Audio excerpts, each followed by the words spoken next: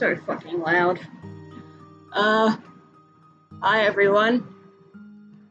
I have noodles. Okay, so I set the stream to go on at 7:30 because I thought that the Pokemon Presents was going to be at like 8 p.m. or 10 p.m.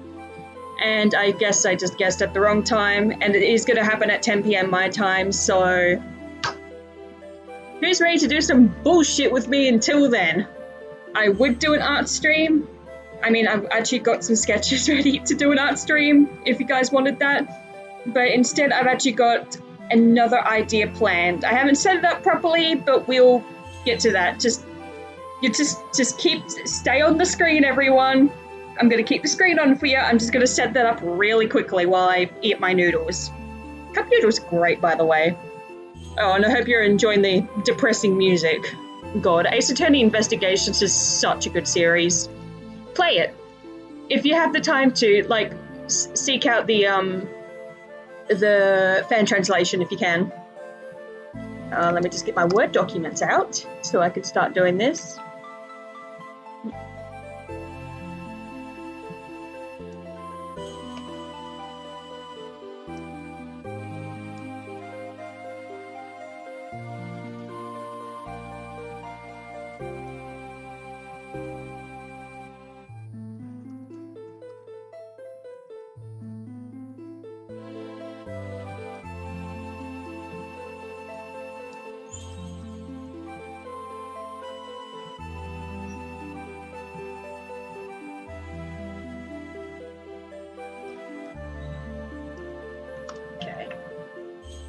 Yeah, that works. Oh, hi, Puss.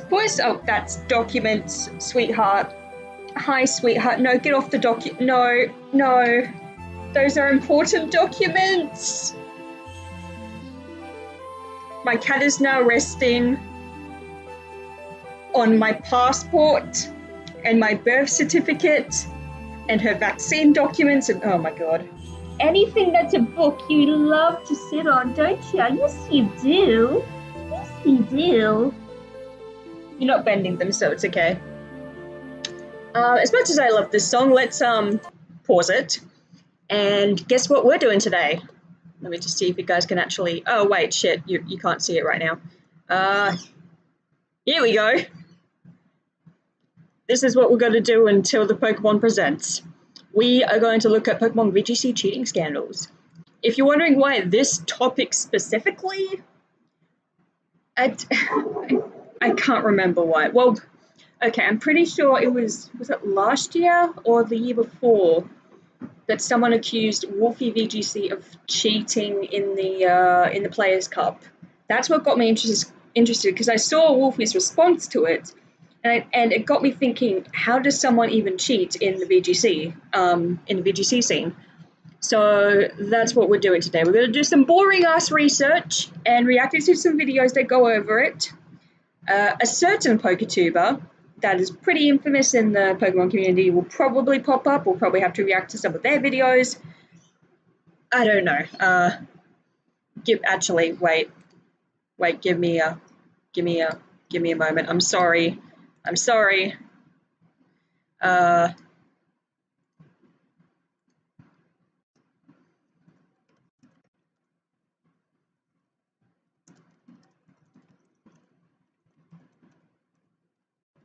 There we go. That's better. Sorry, I just didn't want you guys to see that that box, because that is different. And if also, you guys can probably tell that I've cut off the very top of the search bar. That's because, oh my god. Okay, sorry. I have an email and I need to check it. That's because that's got a lot of like personal stuff up there. Such as, oh, it's fucking YouTube, okay. Yeah, whatever, thanks. It's got, like, my university and all that, and I just don't want people to see that. Okay, we're going to stop switching like that and just continue on. So, where do I even start when it comes to research on this? Yeah, Gravity Fireflies, blah, blah, blah. Pokemon VGC cheaters? Of course, the first thing is a Reddit post. And oh look, there's the person already. Who's the best? Is there a Checkered Chain Pokemon? It's just this person. Is it just him that makes all those? Oh, we've got a few. We got game facts.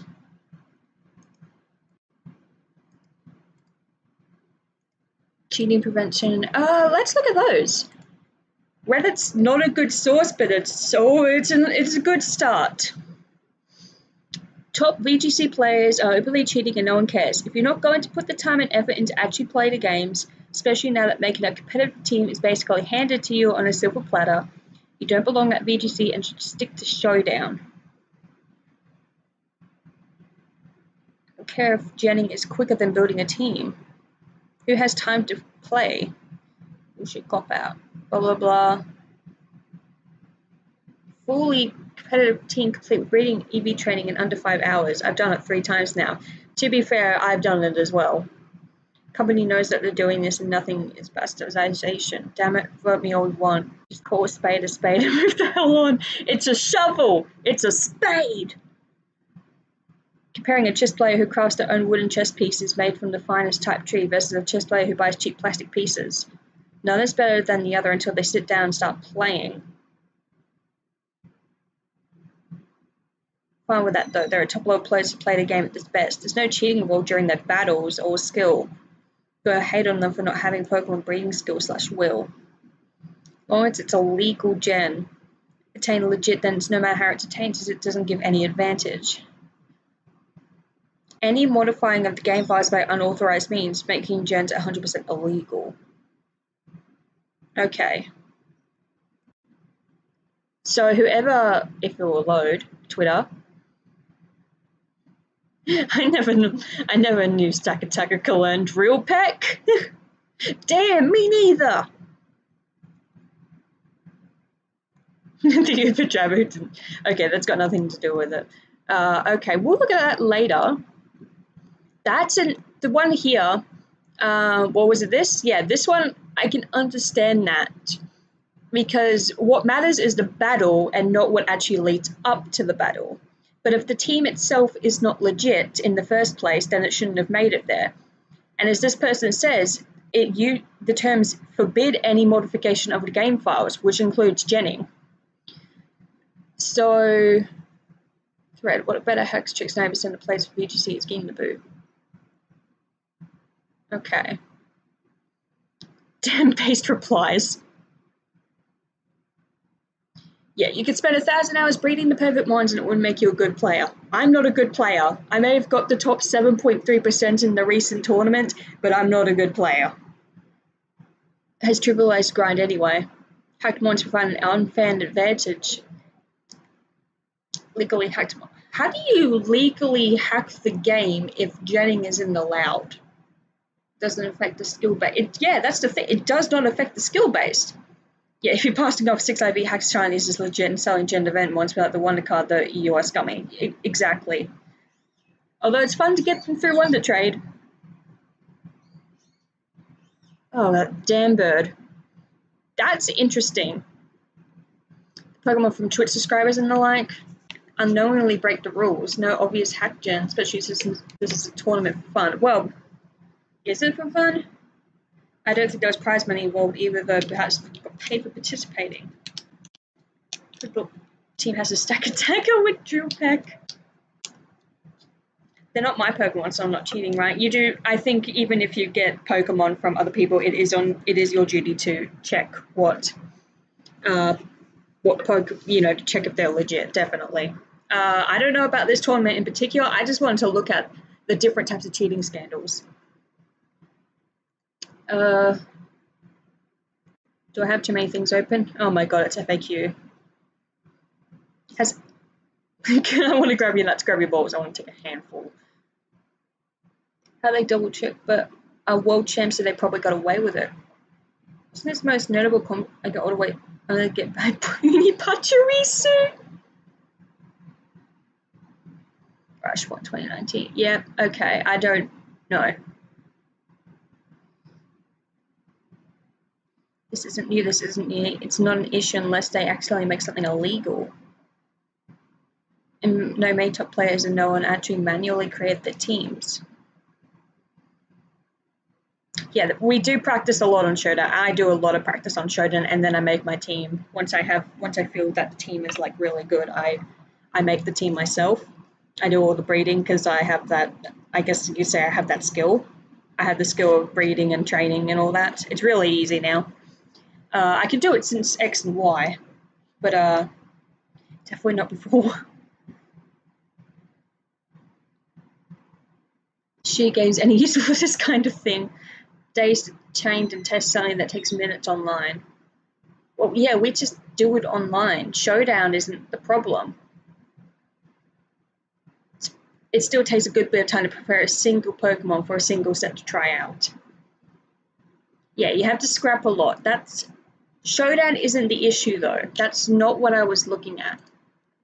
Pokemon VGC. That's been my hack. Pokemon. Oh my god, it's mostly just Felicify. Yeah, I've already said this name. Caught cheating. So I guess I'm just gonna have to look at Felicify's shit. Alright, Felicify, let's give a look. Hello, Cadbury. Let's see. I know Felicify is not like... Oh, Jesus Christ. Sign into chat. What do you mean sign into chat? I am the streamer! Wow. Yes, hello, Danny Jesus. Hello.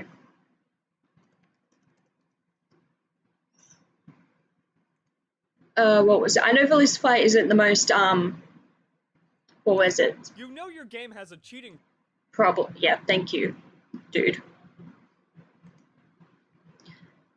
I know Felicify is not like a very good resource, at least on his own. Like, let's say he made a video, everyone kind of shat on him for it, but then people like went, oh wait, 1 second, no, he's got a point, and other people made a video on that, that would be fine. Like, it's not even just Felicify himself, it's more that it's just one person saying this, from what I can tell. So, do you have a playlist?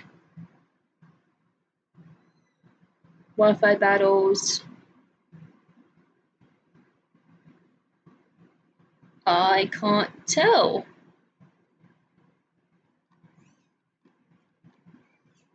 Okay, he plays Minecraft too. Okay, Elden Ring. Yeah, that's the new craze, isn't it? Alright, we're just gonna look through his videos manually. Duped Pokemon banned.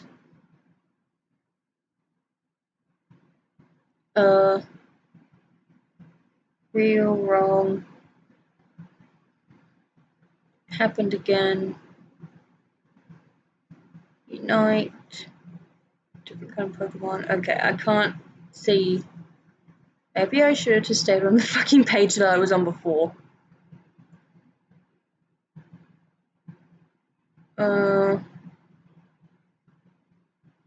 iDrive call.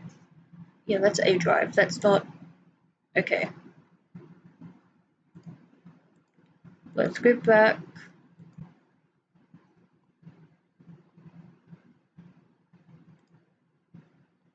Oh, there we go.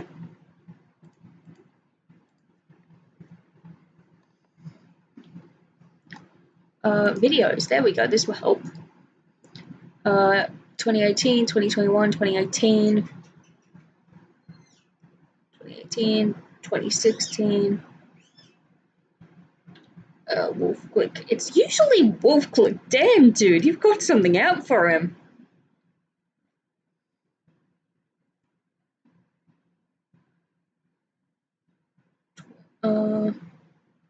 I'm looking at the dates.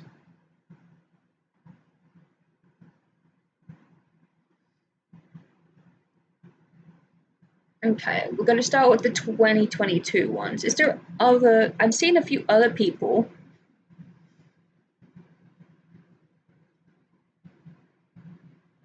Allows illegal hatch Pokemon. Huh.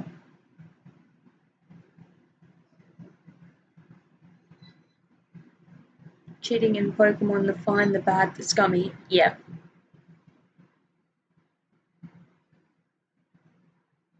Tons of confirmed hackers at VGC International. Okay, we've got to start with this one.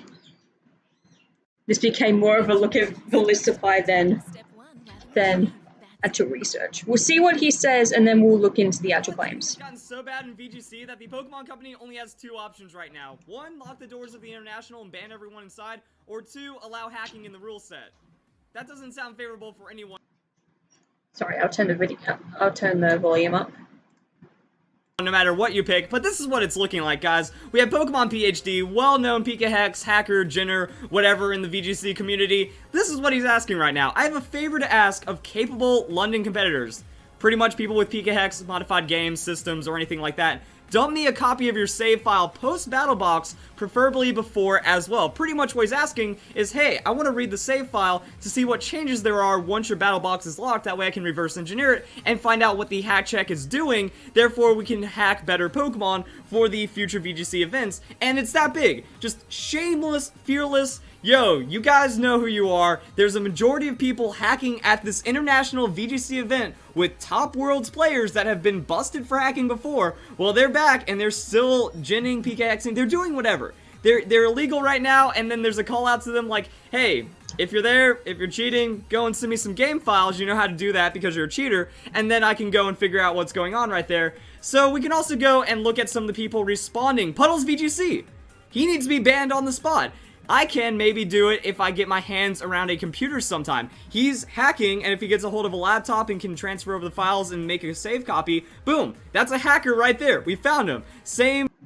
Okay, first off, he's not actually proving anything. He saw a tweet, and he saw a tweet from Pokemon PhD who asked, hey, any London competitors, dupe me a copy of your save file, and I want to see how things are done.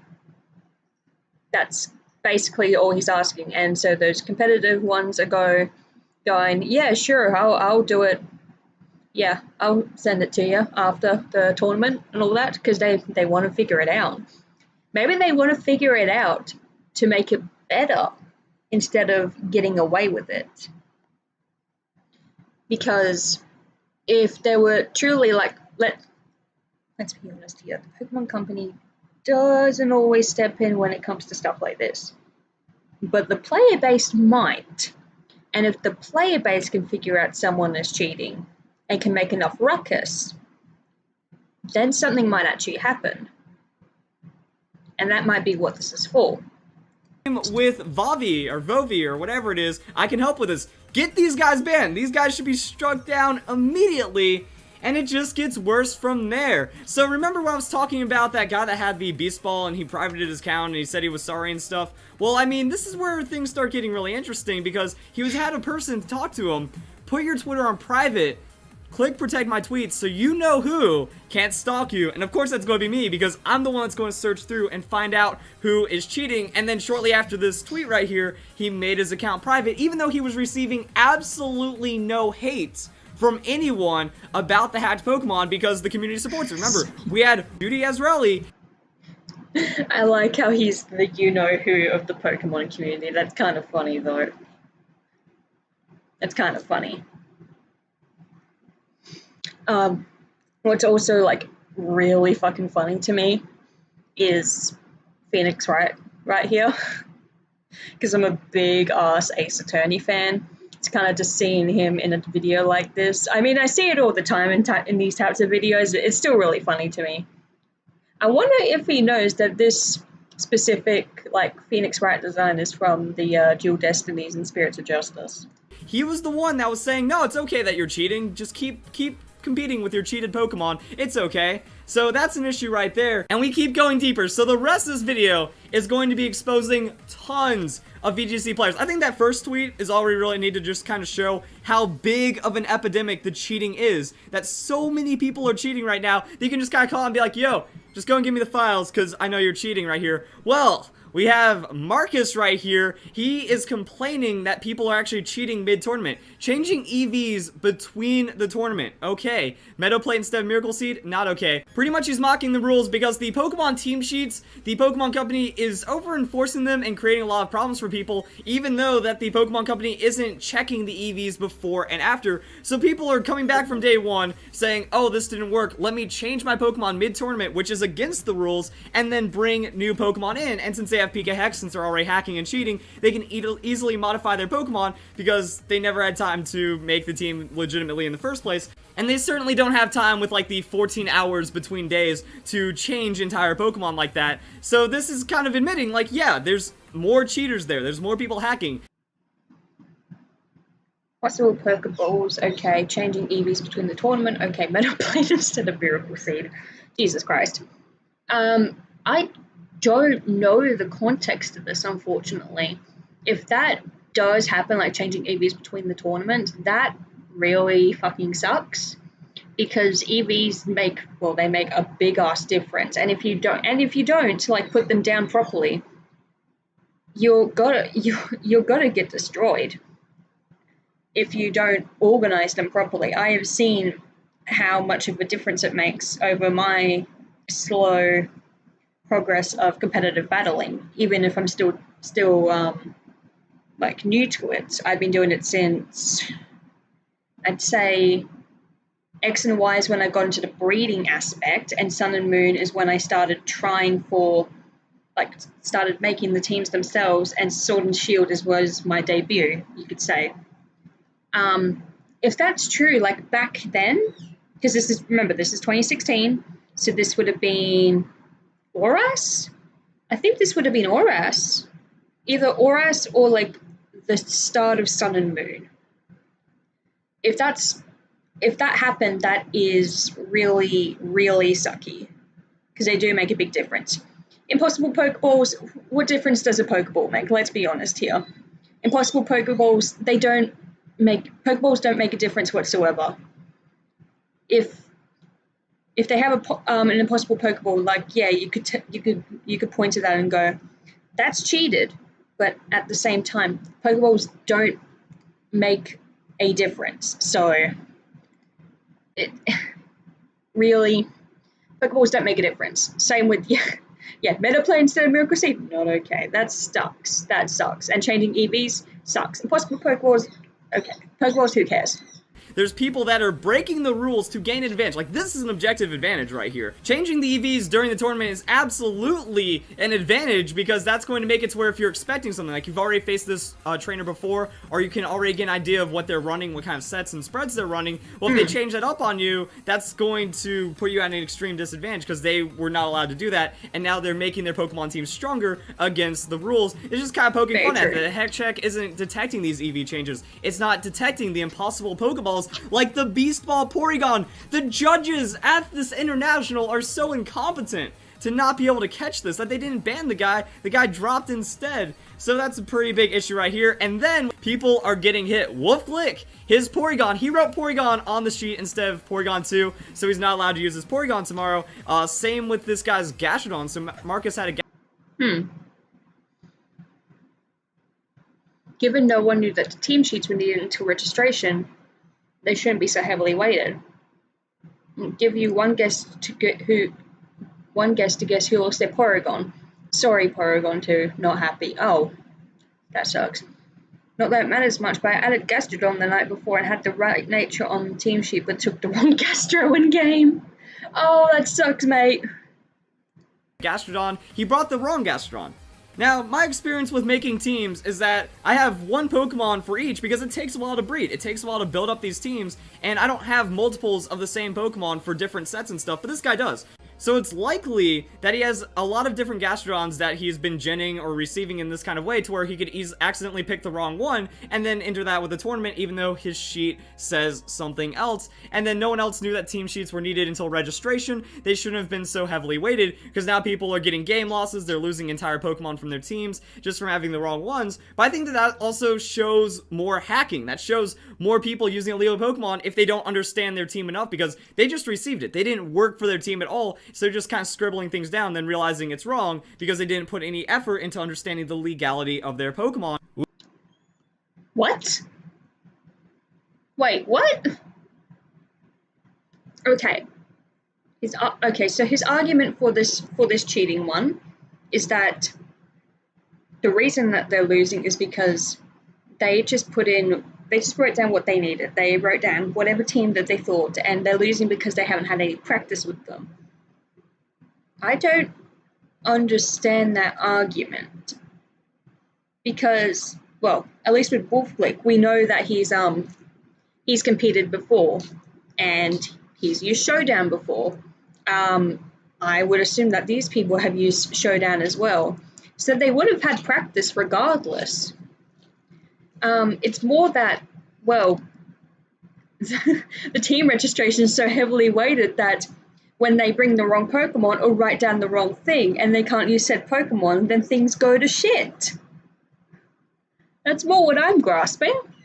Ooh, and I just found out about this while editing the video. We have Jonathan Evans. That is right, Mr. Middle Finger himself, giving the bird to 30,000 people at Worlds. No punishment for that, but it looks like he got caught for an incorrect team sheet.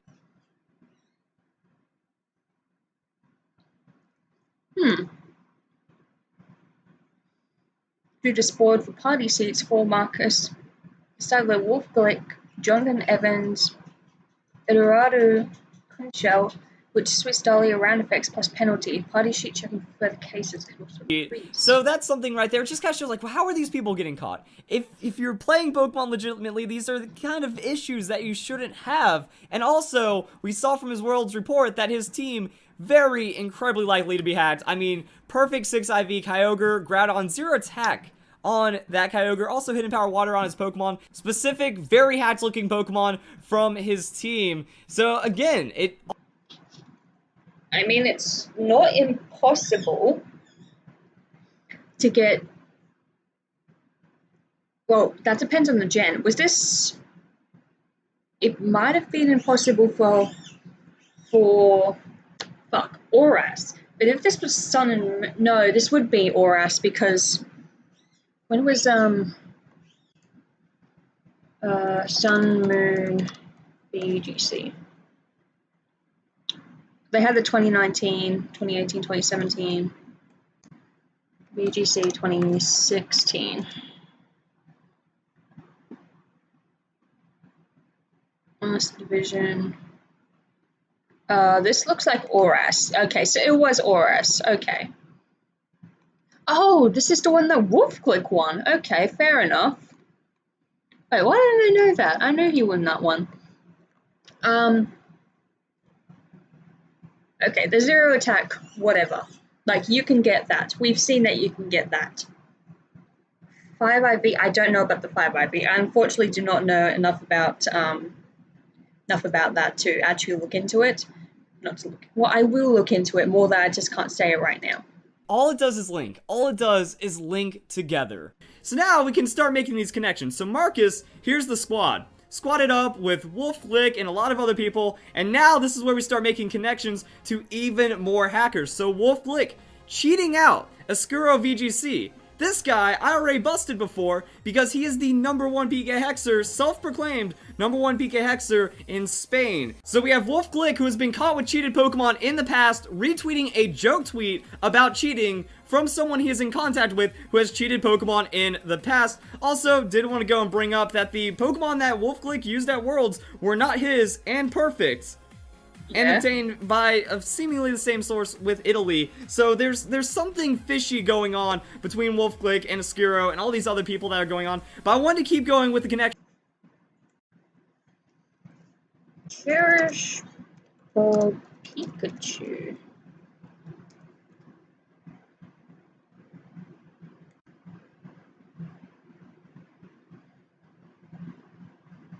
Okay, what Pokemon actually, like, get it? No, that's not what I wanted for Wikipedia.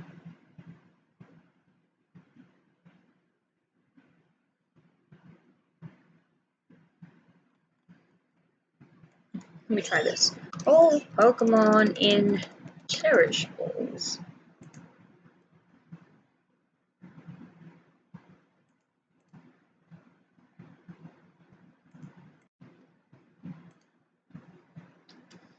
Cherish Ball capable Pokemon.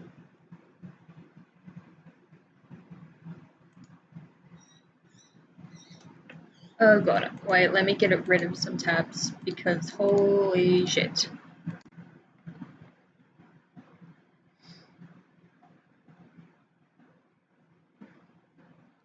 This would have been Gen 6, so this one.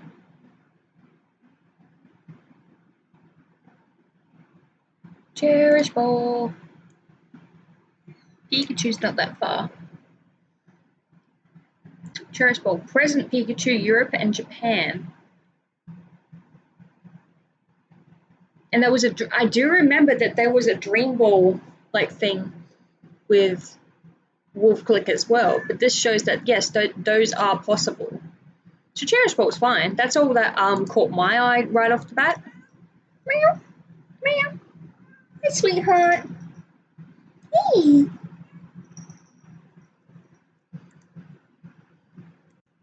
Yeah, this is fine. Now, something that's very interesting to point out between Wolfglick and Marcus is that they are on the same MBL team known as Team Dream Ball. It's an unofficial multi-battle league, and what this is doing is making fun of me and Wolfglick's illegal Raichu. That Wolfglick had an impossible 100% illegal Dream Ball Raichu, and instead of owning up to this illegal Pokemon, they decided that it was better to just joke about it in a league filled with hacked Pokemon because...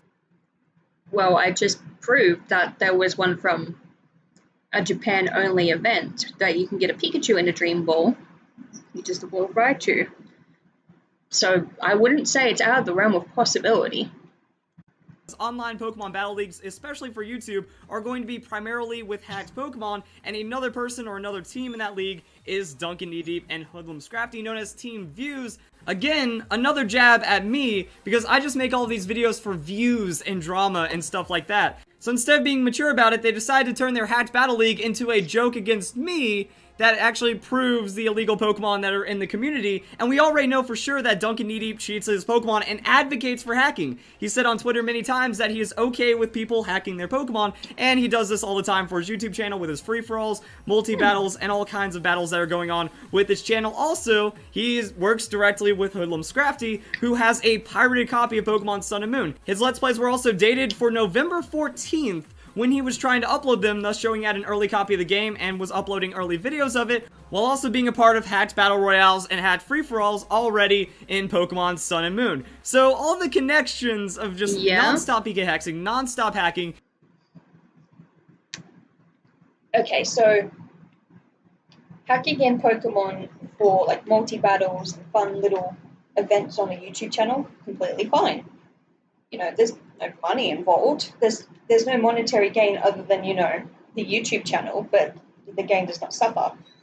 This thing with Hoodlum Scrafty, the dude got an early copy of the game, played through it, recorded and edited, and then set up his videos to go at a certain time. What's the issue there? Oh, he is connected to this group. He's connected to this group. And... Excuse me? I think we went off to research.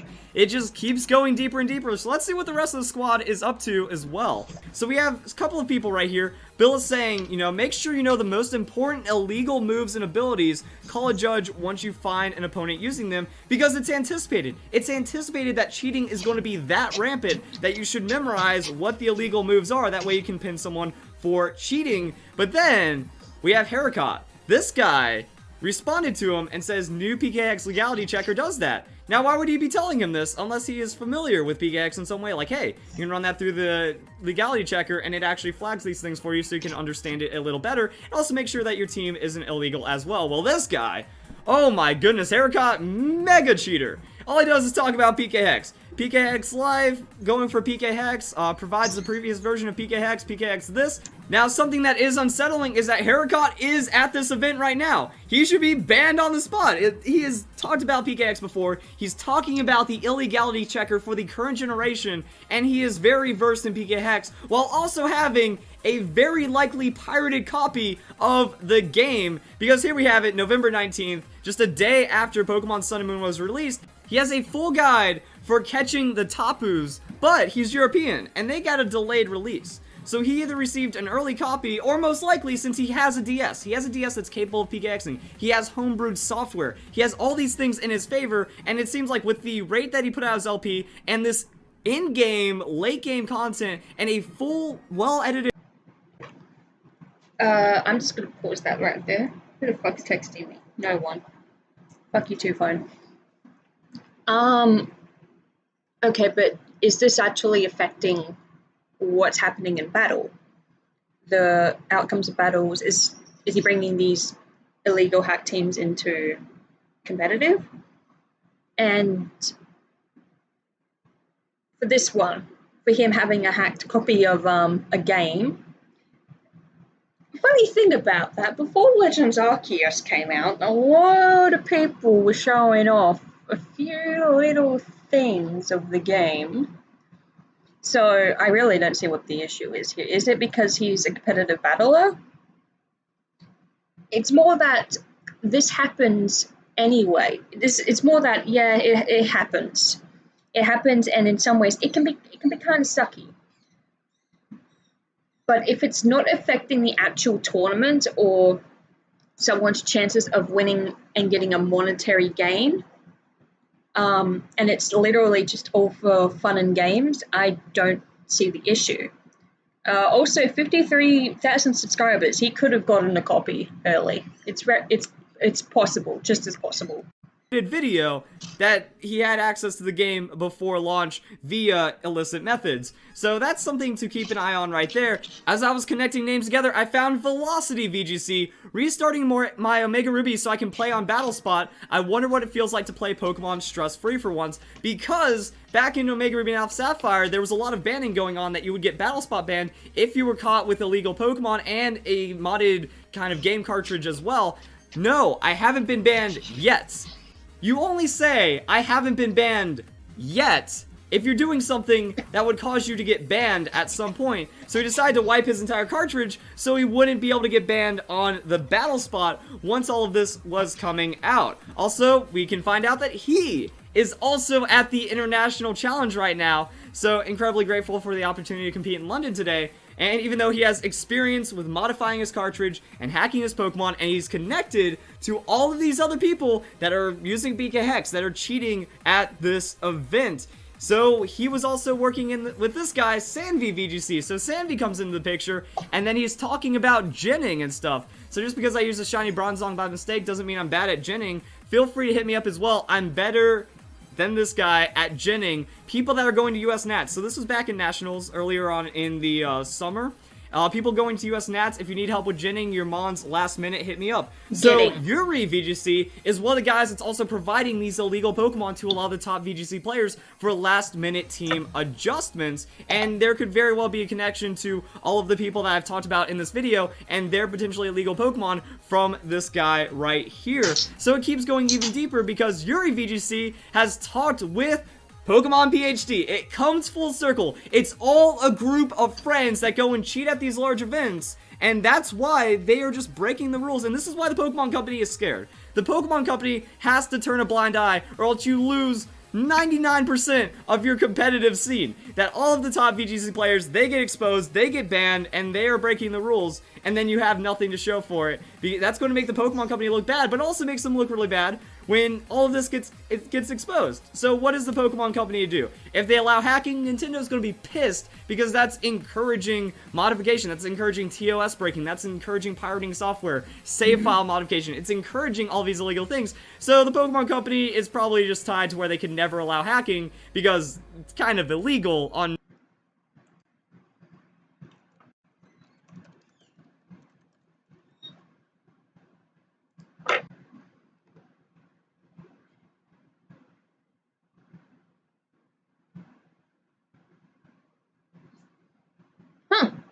Funny. Creation, distribution, sale, purchase of cheats or hacks for video games isn't inherently illegal in the United States. Interesting. Why is hacking illegal? Will video game cheating soon be illegal? To me, this doesn't seem like a very black and white scenario, and seems to be more of a grey scale. If there's one thing I've learned from being on the internet and being a criminology student for almost 4 years, is that most people look at shit in a black and white scenario. And I feel like this is also what's happening. Did that say harem? Oh, it's harem. Because,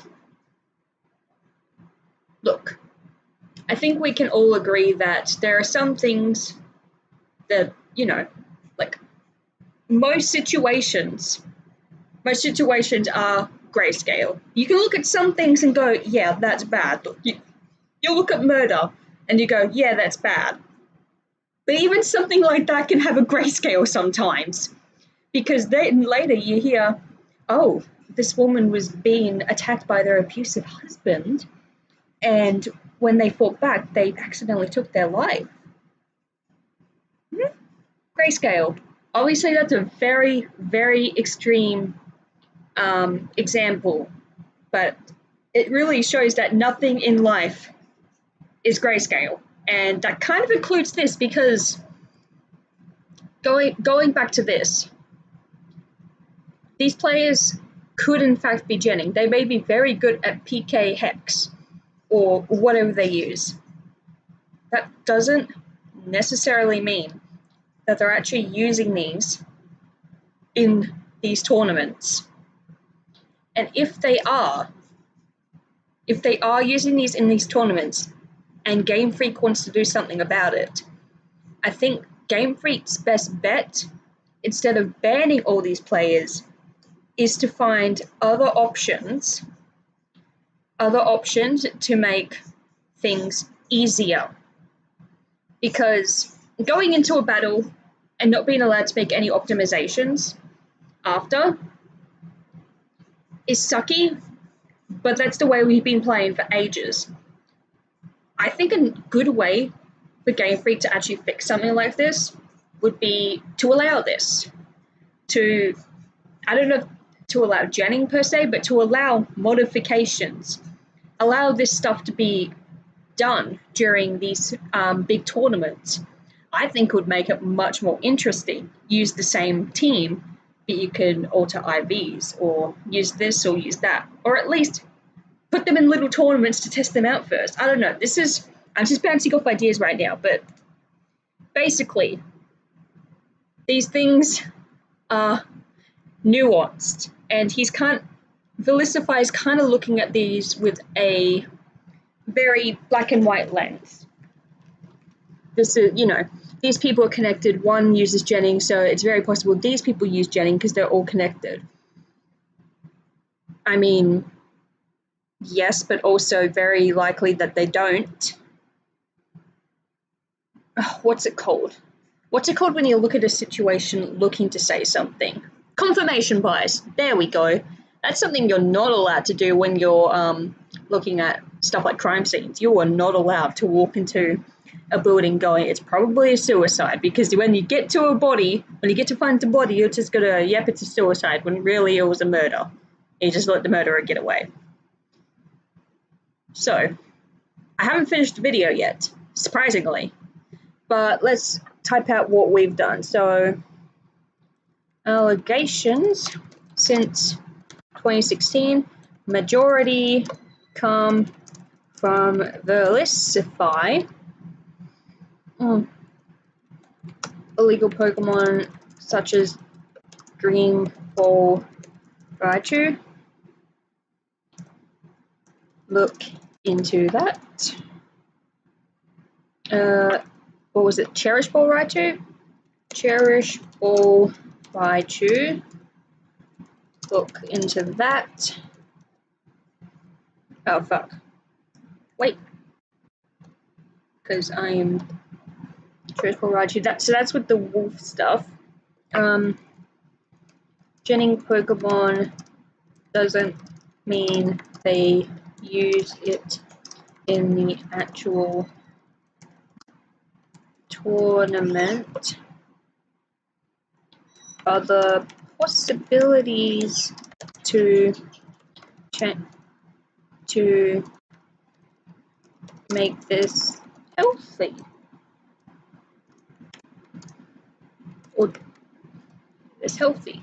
Because, let's be honest here, hacking and cheating and genning has been around since the dawn of time.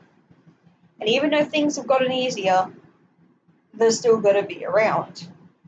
I bet if I won a tournament, I would have an allegation against me for cheating when I have little to no connections to get any of my Pokemon.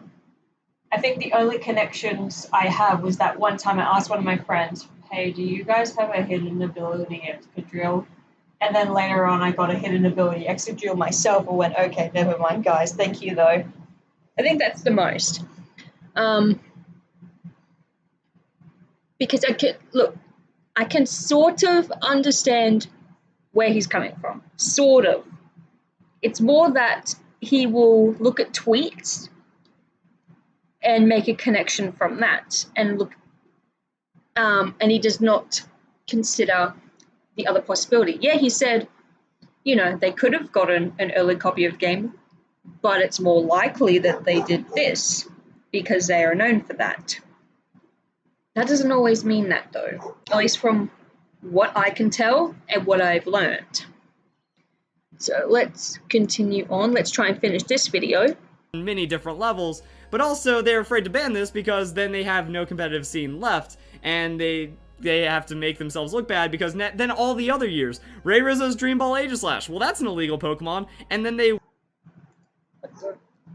Dream Ball Aegislash?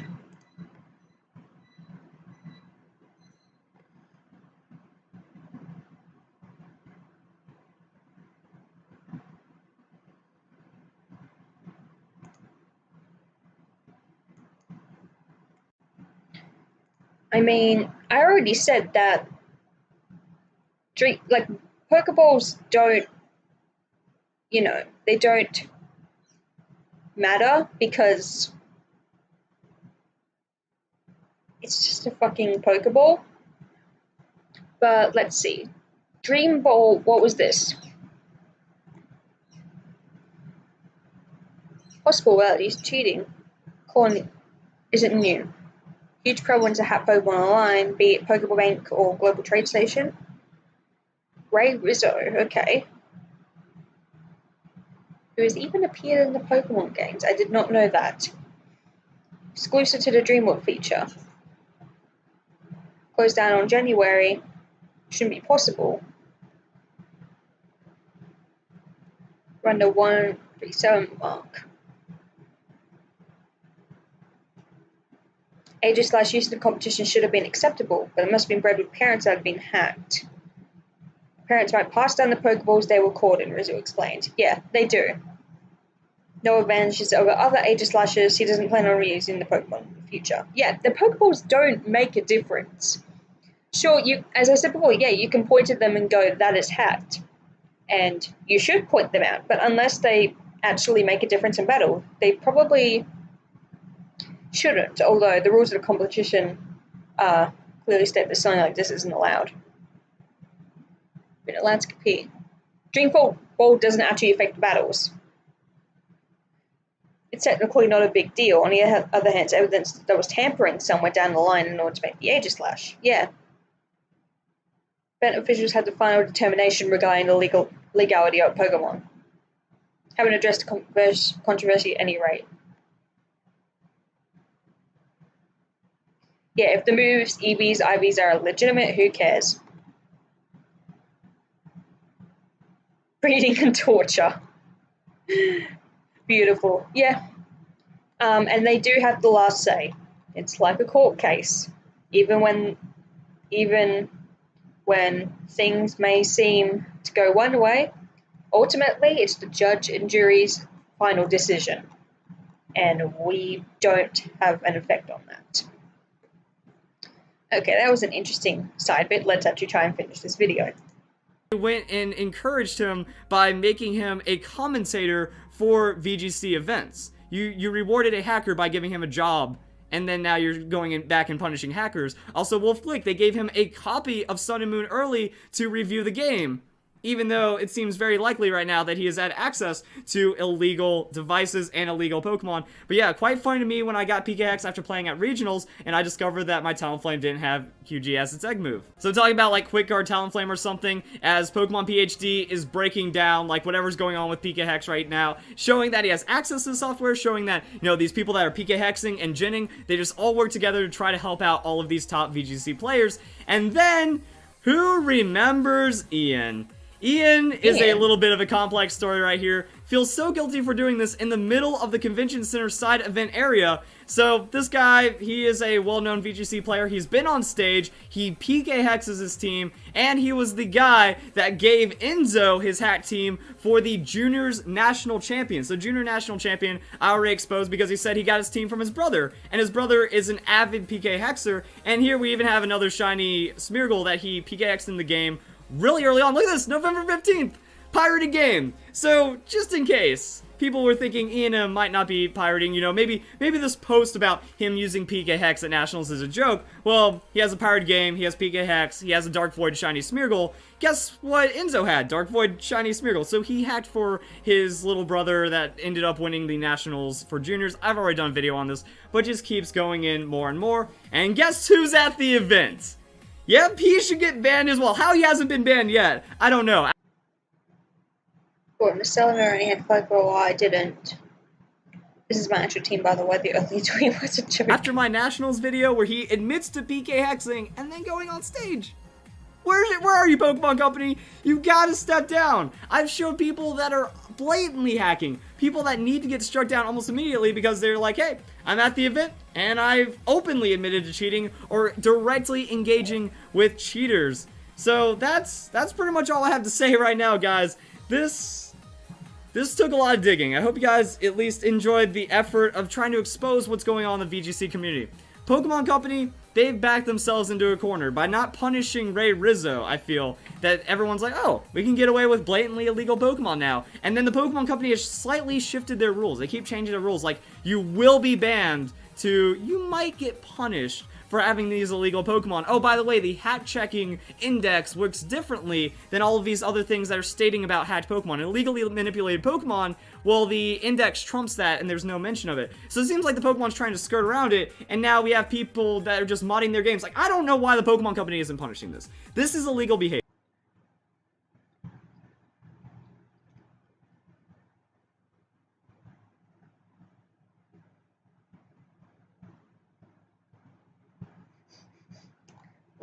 I love the comments about this. How many times have I already stated this? That this is a black and white scenario. We don't actually know if this is technically illegal.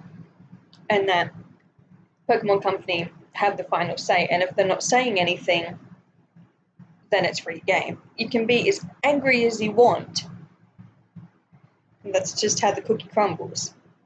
This game modification, all of this is against the terms of service, and they're just turning a blind eye to it because the Pokemon doesn't appear to be hacked, even though you can make these obvious traces. You can obviously find out that there is illegal Pokemon, that there is cheating going on at an insane pace. But again, if you stop it, that means people that you've praised before, people you've led on stage, people that you've hired are now going to be banned. And I think that the Pokemon Company, there is more corruption than I ever thought. We all know about Scott Glaza and the BS he has pulled before, and he seems to be a major influence of the competitive part of Pokemon, and at least writing articles for the Pokemon Company. So that's kind of showing like there's a lot of people that are looking out for these cheaters and preventing the Pokemon Company from taking action. That seems like the judges are either completely incompetent, which means the people hiring the judges, the Pokemon Company, whoever's in charge of this hack checking, is failing their duty entirely, or they just have to turn a blind eye. I already showed that there was a Pokemon tournament official who in a Twitter conversation said, hey, don't discuss illegal Pokemon around me, instead of banning them on the spot.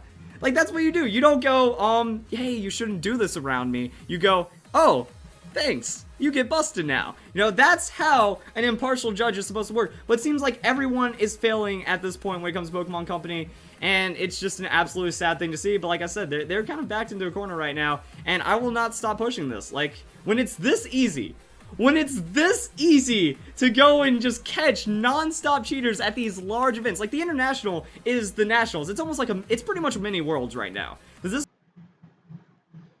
I mean, if it was so easy, then why do they have those hack things in the first place? I mean, if it's so easy, why don't they just hire you? Maybe they should hire someone to like bust them out. They probably wouldn't do that though. I mean, you already made the inaccuracy with the Cherish Ball Raichu and the Dream Ball Raichu, because we saw that those were legitimate events, and especially with the Raichu being from Italy, the Cherish Ball was a Europe only event, also Japan. So coming from Italy in Europe, I mean, it works. That one definitely works. The Dream Ball I'll have to look into, but the Dream Ball Aegislash. The thing is with Pokeballs, like, they don't make a difference. The Pokeball thing, they don't make a difference. And, you know, we all hate hackers. We all hate blatant hackers. But when we're not given the option to do something, people will turn to hacking. It's insane. Like at times I completely understand where he comes from, but at the same time, he's running off. Okay. Pokemon places call photo cheaters, cheating Pokemon to find the bad scummy. This might be a good video to watch by Let's Not. Spoiled than ever, Pokemon Sun and Moon International won't be available for the first time. Can't cheat. I went to the third one. Okay, so this was earlier. Is this the Raichu one? Okay, let's watch this one. I wanna note this one. Wolf Glick caught yet again with cheated Pokemon. I would expect better of a Pokemon World Champion, so let's get right into this one. Retweet and follow for a chance to win a copy of the Raichu I used to win the 2016 Pokemon World Championships. Wolfie tweeted this one out himself. This is his thing in celebration of that, but he incriminates himself. I don't even have to do anything right now. Copy. This is a cloned Raichu. Well, cloned Pokemon are absolutely against the terms of service. So right here we can scroll up. This is the Pokemon website. Terms of use, this applies to all Pokemon games, you know, all apps published by Pokemon, whether it's tablets, smart TVs, video game consoles, any platform unless otherwise indicated in the app, but that includes XY, Pokemon Omega Ruby and Alpha Sapphire. The terms of use apply here. We go to rights and restrictions, effectively things you can and cannot do, mostly things you can't do, such as use or facilitate the use of any unauthorized third-party software, bots, mods, hacks, scripts. That means you can't use Power Save to clone even illegal Pokemon. This is the one where he won the championships, right? Because if it is, isn't it possible that Pokemon gave him the go-ahead to make a copy to give to a fan?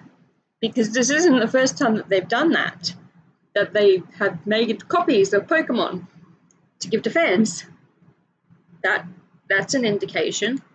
Like, if the Pokemon was caught in-game, the second you clone it, illegitimate right there. So that's the Pokemon terms of service saying this, but also we have this one right here. Take any action to cause or exploit known or latent malfunctions, bugs, or other defects in the service or system used to operate the service, which means you can't even cloning glitch a legit Pokemon, because then it's illegal. So no matter what Wolfie did, this copy is illegal, so he's giving away a cheated Pokemon. Now, before we get carried away with all the haters in the comment section, just gonna brush up on the two quote queep fallacy. It doesn't matter what I've said in the past. It doesn't matter. Let's win his conclusions to a fallacy.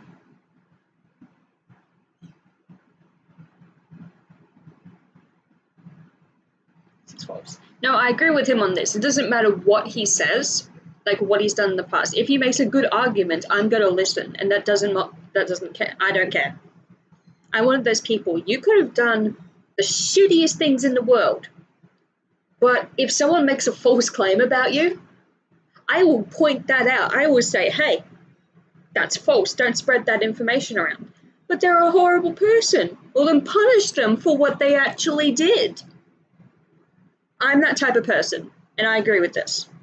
I agree with this. About my videos, because I know someone's going to bring up my videos about other glitches and stuff in the game, but that does not absolve Wolfie of his cheating. That does not absolve him of his illegal Pokemon as a Pokemon World Champion. So, there's your fallacy, guys, and let's keep going. So now it gets crazy.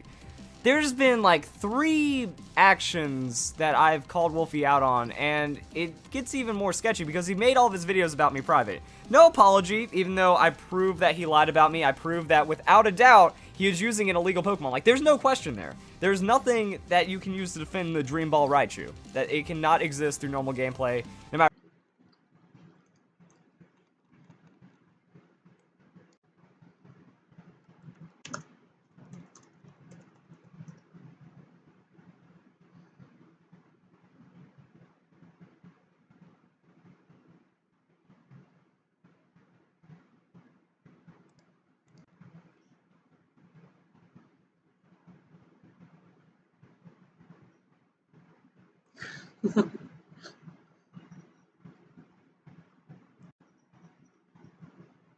Oh, special Pokemon Inheritance Guide.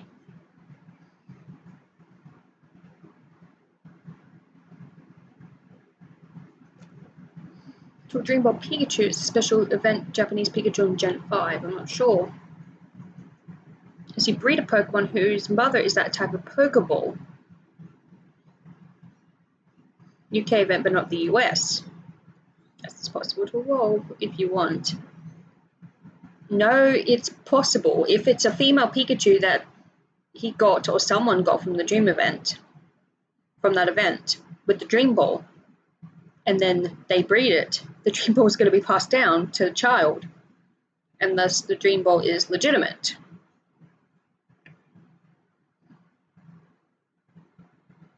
So, no, that works.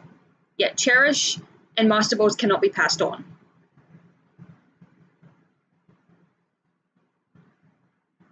Exclusives, oh, that's just Pokemon.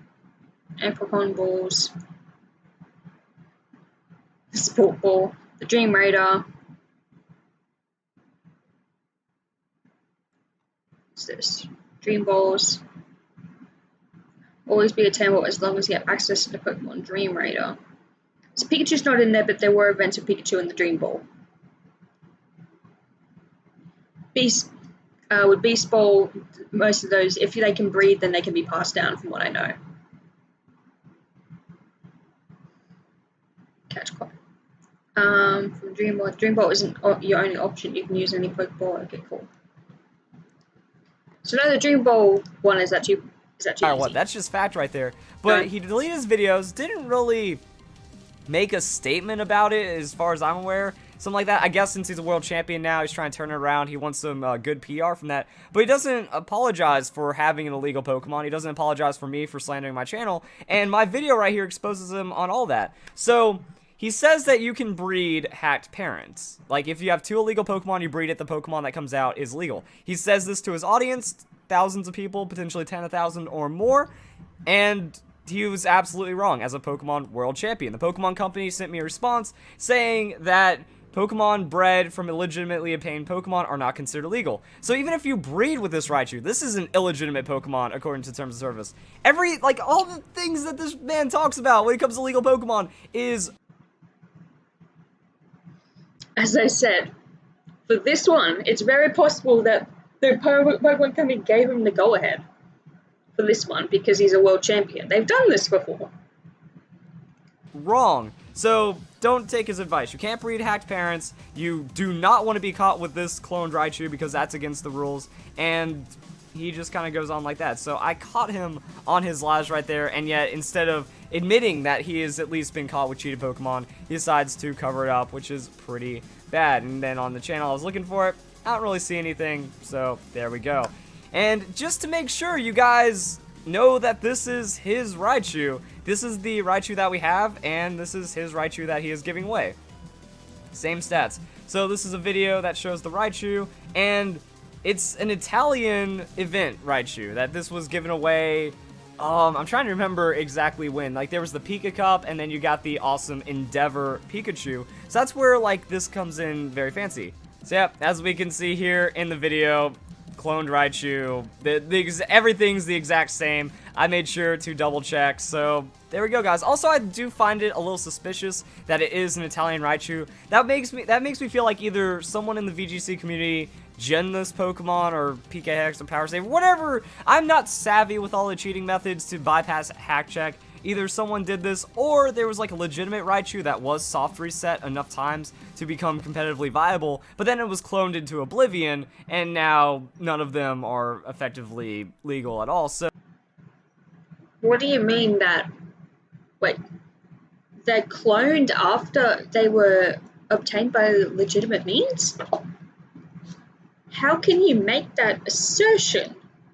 I feel like we're just going over Felicify's videos and me being completely goddamn baffled instead of actually, you know, research. Excuse me. All the possibilities make this healthy.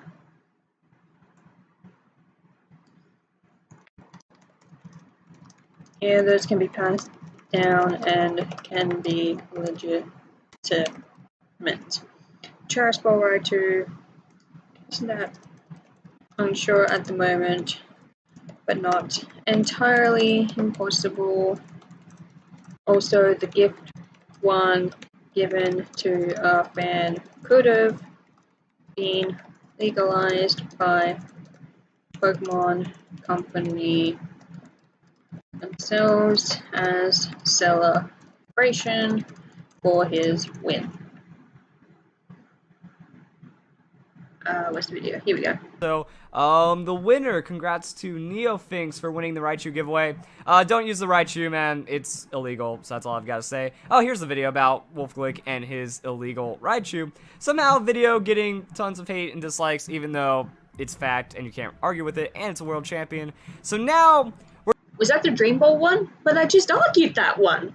That one's really easy to argue. If it's a female Pikachu, which you can get from different events, there were two Japanese only event. There was a Japanese only event with a Dream Ball Pikachu, and if it was a female Pikachu, then the Dream Ball will be passed down to its child, and it won't always have the label of a Japanese Pikachu because it could have been given to someone in a different country, and then you breed the two, and boom, you get a Pikachu with a Dream Ball, and it's the same language as you. And you can chain breed egg moves as long as you keep it as a female. Then the Pokeball is always going to get passed down. I don't get that argument. That one's really easy to argue. Especially since it's in Gen 6. we're going to kind of step away from Wolfie and look into the deeper side of VGC. It just seems like there is a group of people that gen Pokemon or cheat Pokemon for a lot of the top VGC players. I mean, Ray Rizzo, Dream Ball Aegislash. Ray Rizzo at Nationals with a absolutely hacked and cheated Pokemon. It actually goes deeper because there's this post on Reddit. Turns out Ray Rizzo used more than just a Dream Ball Aegislash. So if we click on the link right here, those, my friend, are Lure Balls. Now, Lure Balls are Kurt's balls, only obtainable in the 4th generation. However, hidden abilities were introduced in the 5th generation, which means his hidden ability Politoed and his hidden ability Ludicolo are absolutely illegal. So that was also what he has used for cheated Pokemon. Okay, this one. If the Pokemon were caught in Gen 4 and they were female, and they were taken up to Gen 5 and 6, and then bred to have the hidden ability, they could still have the lure balls, correct? That one I'm unsure of because hidden abilities are a bit finicky, especially in Gen 6, but I feel like that one is possible. Good job, Ray Rizzo, and it doesn't help that he's now commentating for VGC officially, as well as commentating other tournaments as a confirmed cheater in Pokemon at this point. Now, we also have Aaron Zhang, so we have Cybertron versus some other people, and this goes back to 2013. Look at how old that looks with the black and white and the sprites and stuff, but there's something really fishy about Cybertron's team, and as you can see through history of like Cybertron uses his team, it's always shiny Pokemon, and since it is competitive play, these are 5, 6 IV shiny Pokemon. All of his Pokemon on his team from that, it's very, very questionable and most likely hacked or cheated in some way, and even RNG manipulated Pokemon are illegal according to the Pokemon Terms of Service, because Okay, I wouldn't know with the Cresselia. What are you doing, Puss Puss? Is that a bug? Get the bug!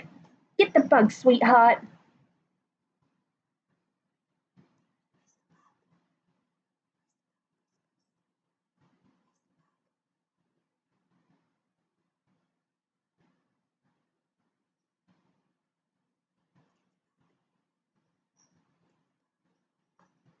She's coming for my feet. Oh god, what was I going to say here? I already talked about the Lure Balls. Yes, the Shiny Cresselia, I wouldn't know. How do we know that they're max IVs though? Is he just saying that, or is there actually a spreadsheet that gives us the max IVs? Because I could possibly believe it for the Shiny Infernape. That's not easy to do, especially in Gen 5, but it's very possible. Cresselia, that's a little harder to believe. But we don't even have confirmation that these were like 5, 6 IV spread Pokemon. Not IV, you know, perfect IV Pokemon. We don't have that confirmation, so I can't really speak on that until I have said confirmation. because that is an exploit, and also you do need an unauthorized third-party app to get the RNG counter going. So yeah, even RNG Pokemon, clone Pokemon, stuff like that are absolutely against the rules. So I mean, it just kind of shows, like, it feels like there's either a couple of people that understand hack check really well that are cheating these Pokemon for the VGC players, so they just give them the teams and then they can practice and train and become top players, or the players are cheating it themselves because they know how to cheat that effectively, unless you're Ray Rizzo, because you don't understand ball mechanics. Same for Wolfie Glick.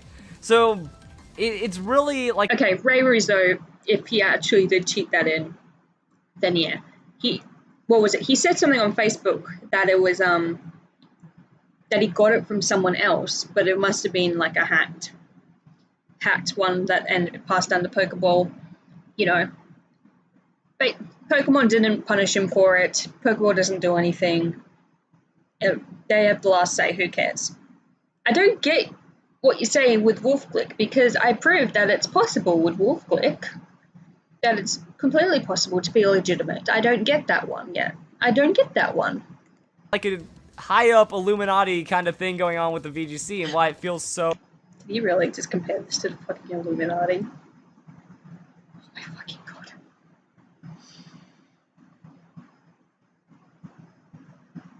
I might need to get some alcohol tonight.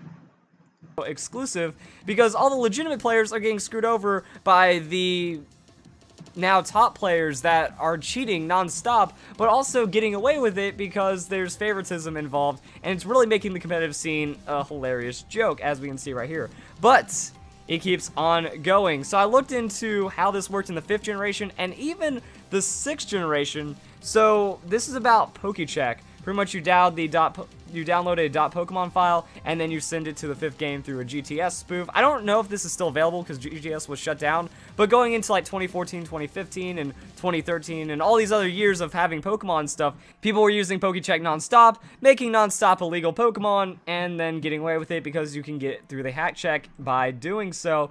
Now, interestingly enough, even though it was 5th generation, you could create a Pokemon in Poke-check. You can generate Pokemon then, and then bring it into Kalos and give it the blue pentagon, thus making it legal for VGC. So there was something, you know, change the game region. Oh my god.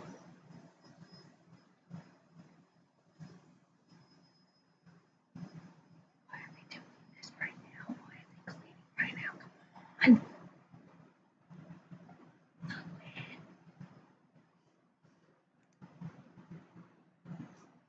Okay, they stopped. Okay, cool. Cool. Let's continue. Of 5th gen Pokemon to Kalos, transfer it over with Bang, and then you'll get the blue Pentagon. So it's actually possible to use some kind of software in the 5th generation. I mean, Poke-genning, PKX, I don't know all the software that's involved right now. Either way, you can cheat a Pokemon 5th gen, bring in 6th gen, use it in VGC, which is absolutely against the rules, because that is not a Kalos native Pokemon, it's a tricked Kalos native Pokemon. And that was kind of the whole thing right there. And then it just keeps on coming, guys. Nugget Bridge log confirms Ray Rizzo is a cheater. So we have this right here. So this post is a Nugget Bridge log, I believe, coming off of an admin or something.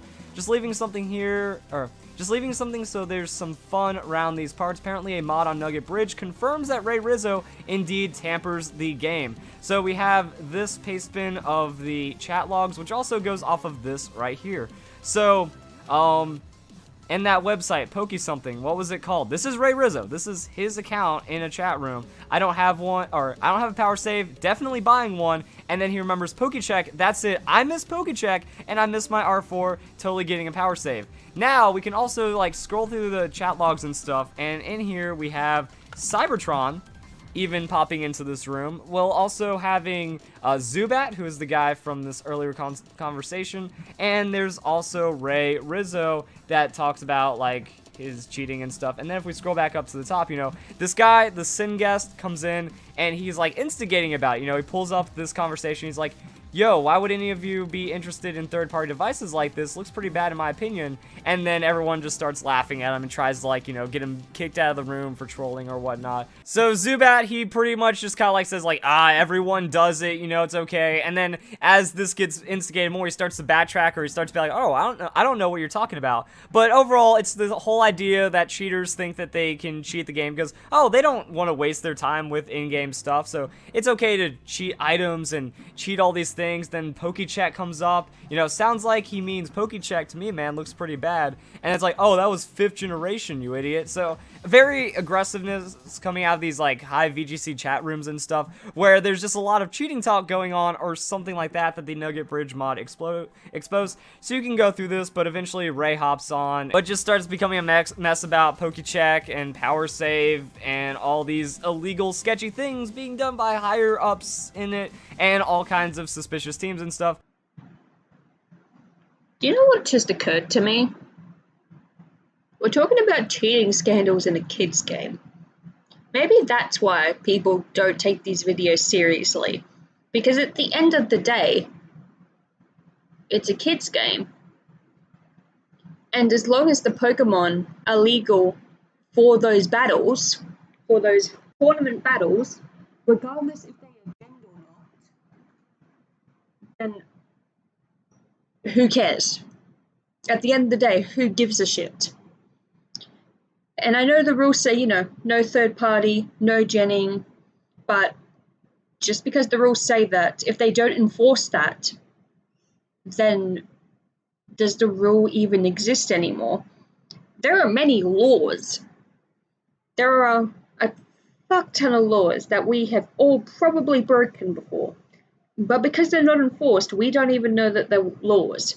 Does anyone know the law about jaywalking? Or the law of, you know, don't let your dog do their business on someone's front lawn, because that's technically trespassing. Do you know in Germany you're not supposed to tune your piano at midnight? You're not allowed to do that. But because they're not enforced, no one knows about them. Is it because they just don't care? Or is it because it's not a big deal? I don't know. But I feel like that's what's going on here. Because the rule's not enforced, or at least not enforced properly, then people get away with it and it becomes normalized. But we're also talking about a kid's game. As long as it's not for... as long as they're actually, like, legal, like, who cares about Pokeballs? Like, Pokeballs, customary things, you know, let people cheat those, whatever. If the movesets are legal, the Pokemon's legal for that set, team's legal, who cares about the Pokeballs? It should be fine. That's at least what I'm getting from. and what I get like the vibe of everyone else. Okay. Rules not / poorly enforced. Equals normalization. Does this truly matter? This is a kids game, after all.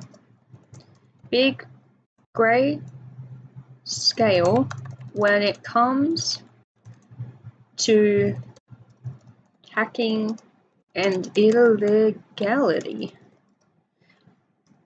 It's a very big grey scale when you consider that with internationals, there's international laws involved, but you can't. Do you know how hard it is to do an international law case? Like a case internationally? That shit is hard. And for something as minor as hacking in a kid's game, you can see why they wouldn't pursue it in any way. I will have to give some props to Velistify, though, for not saying the R word when it popped up. Thank you, dude. Awesome. Thank you for not saying that. I'm glad you didn't. This was actually in the comment section of one of my recent videos. I enjoyed it. Meowstic Loveball reminds me of the hacked Aegis Slash and how they somehow make timer stalling okay. Like, yeah, let's change the rules to accommodate Nugget Bridge. That's exactly what is going on in the higher up Timer for stalling's Pokemon. fun. So there we go, guys. I honestly don't know why they just don't admit to cheating at this point, or why someone just doesn't come out and like say it. Like Zubat already said, oh yeah, everyone uses it, you know. When you look at the community, a majority of the Pokemon community, even outside of VGC, even like outside of Smogon stuff, like majority of the community cheats. That's all you need to know.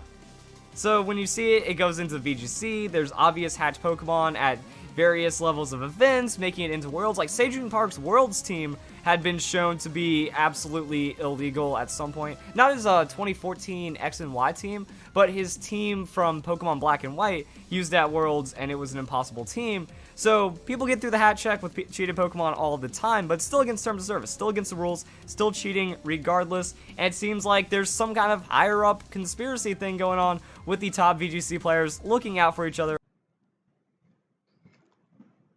Sajun Park? In the Black and White era? Didn't he always use the Sizzle? No, he used a Bisharp before he got known as Pachirisu, right?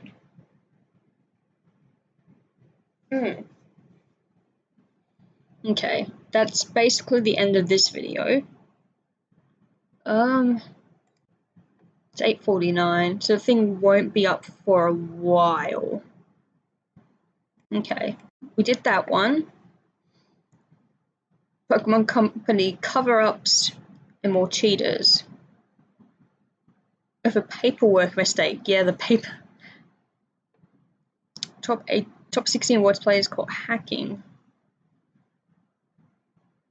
VGC 18, yeah, a lot of these, you know, there's some of them how Pokemon VGC players cheat. That might be a good one. Internet vows to ban hack Pokemon and cheaters. How's that going? World Champion already hacking. This one I'm interested in. I think I'm more just looking at it because it's funny now. When you focus on just one thing. And at Rams, that's home loans. They're what we do. So if there's a way to get you into a new home, there you go, Rams. We'll find it. Sonic movie! That wasn't too bad. I can't wait for that. This is what happens when a community supports lying, cheating, and stealing. We have Wolf Glick, a former Pokemon World Champion, commissioning hacks for the new Pokemon game. Yeah. I don't know how that's not career ending. Like any Call of Duty pro saying, hey, DM me if you have the new aimbot that can't be detected. Like, that's just over. But in the Pokemon community, everyone loves it. Also, I gotta change off of this because Wolf's audience is so degenerate, like, I can't deal with that. So, I mean, like, I love this tweet, though. At Nintendo America, at Pokemon. Exactly! How does the company not shut you down at that point? How is the Pokemon company okay with the face of their competitive scene because they use Wolfie in all the promotional material because that is what they have done since 2016, even like early 2016 or something. They have made Wolfie the premier player of Pokemon VGC, even though he's a confirmed hacker, going all the way back then. Even recently, Wolf Glick, once a cheater, always a cheater, still a cheater, actively by looking for by looking for people to hack the game. I don't know how Nintendo does not immediately revoke all your titles, because to be able to use a modded save file, you need to have a modded Switch. Yeah. So the dude has hacked Nintendo consoles that he uses for hacking, and is advertising for this as a world champion. I don't get what the issue is here. He's hacking, so it's illegal. We already said that that's a very grey area, and if they don't do anything about it, then people will just get away with it. Like, I don't... Here I don't understand the issue. We don't... What's it for? Like, what is it even for? Is there any other tweets? Multiple squads hacked, impossible overworld RNG values, and a bad memory general location. Closing this team is 100% hacked. Oh, his old team? Triangular distribution having 0 for both is 0, excluding shininess. Including shinies, omitting height and weight is a common mistake when fabricating data. Wait, what? Oh, is this someone trying... Okay. Yep, that's everyone being... Yep, Players Cup champion, world champion, Staging Park. Of touch crowds, we'll be looking at rental teams posted by players using the various official tournaments. As you may have already guessed, hacked mod. In today's episode of Touch Grass. That is an amazing quote.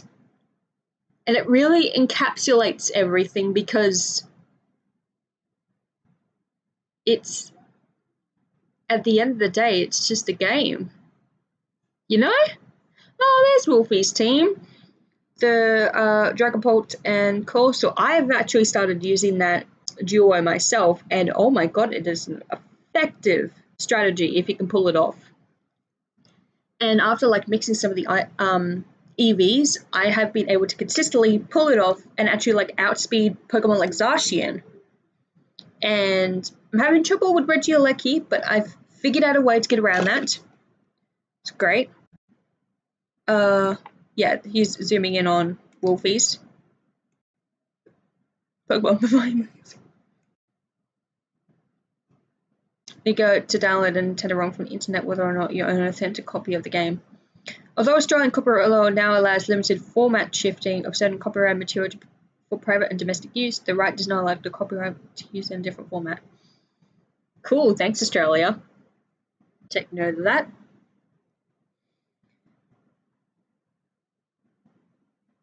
Problem is that it's illegal. Copyright trademarks games are corporate assets. People have been taking Nintendo emulators and Nintendo ROMs are helping publish as well, making all games available that are no longer being sold by the copyright owner. This does not hurt anyone and allows games to play all favorites. What's the problem? Problem is that it's illegal. How do we know that? I need sources. These ventures charge over far undermines the value of its intellectual property. It's something that games involved adventures top orders that life is back to life. Its popular characters for its newest systems. That is really fucking ironic after the announcement of the Virtual Console going down. They're taking a lot of their shit away, like the good shit away. How am I going to play my fucking Pokemon Crystal now? I remember long ago I wanted to do a review of Heart Gold Soul Silver, and at the end I said I enjoyed it, but if you want to play Johto, just go on the Virtual Console and like get Crystal. You can't do that anymore. Nintendo is not good when it comes to this shit. People making Nintendo emulators and Nintendo ROMs are helping publishers? They fucking are. The problem is that it's illegal? No! Emulators aren't actually illegal. The ROMs is a grey area. The emulator isn't. Emulation is not illegal. ROMs, grey area. I can't definitively say that. And then you've got international laws. I don't know if there's a big copyright international law. I'm looking that up right now. International copyright law. International copyright. There's no such thing as international. Yeah, there isn't. It's different for each time. A good example.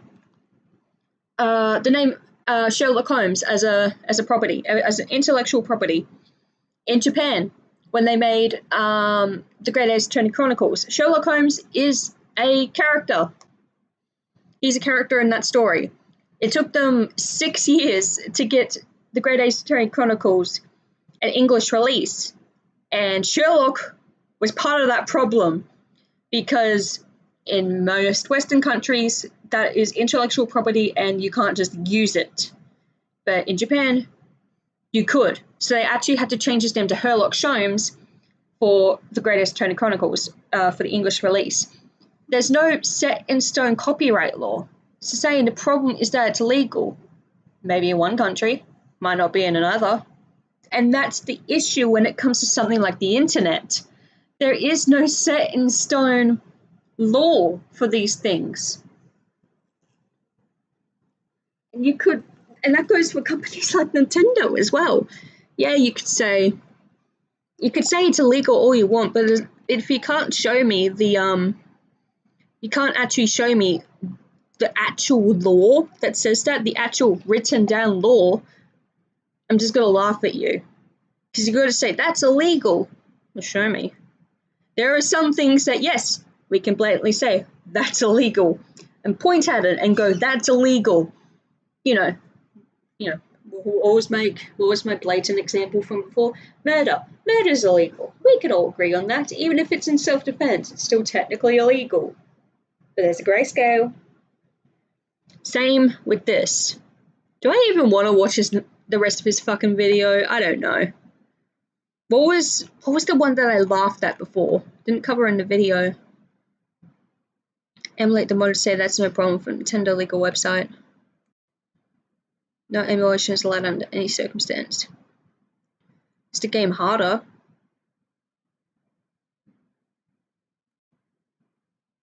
Japanese championship players. Japan, you can actually go to jail for it. In Japan, I think you can actually. I don't know about Western countries. Who cares if someone plays a fan game?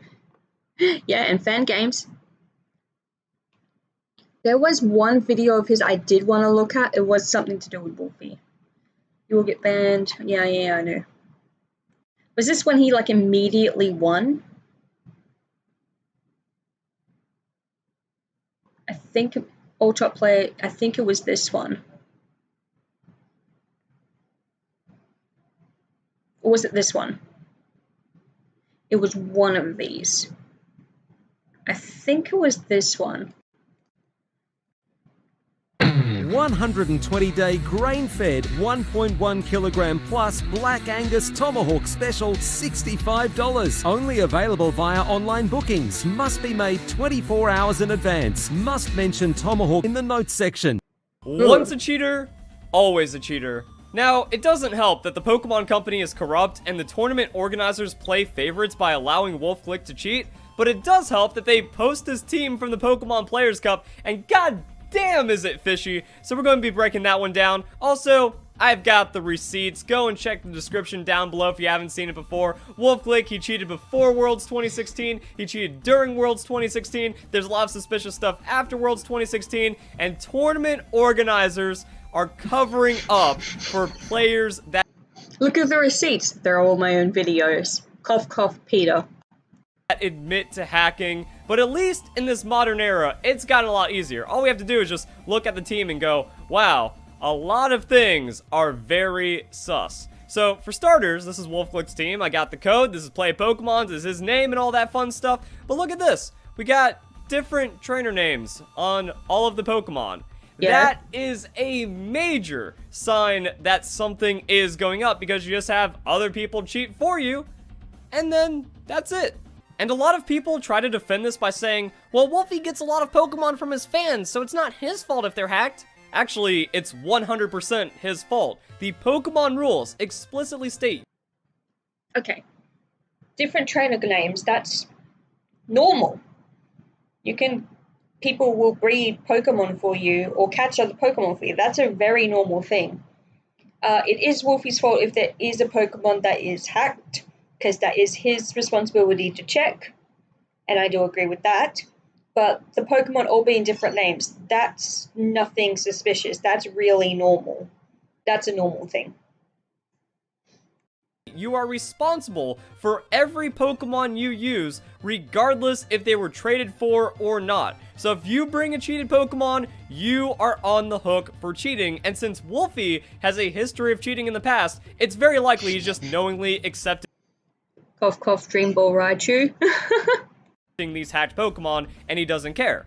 And the thing is, a majority of competitive Pokemon in Pokemon Sword and Shield are hacked because the hacking is just that much out of control. Hell, there's bots out there just distributing Pokemon non-stop.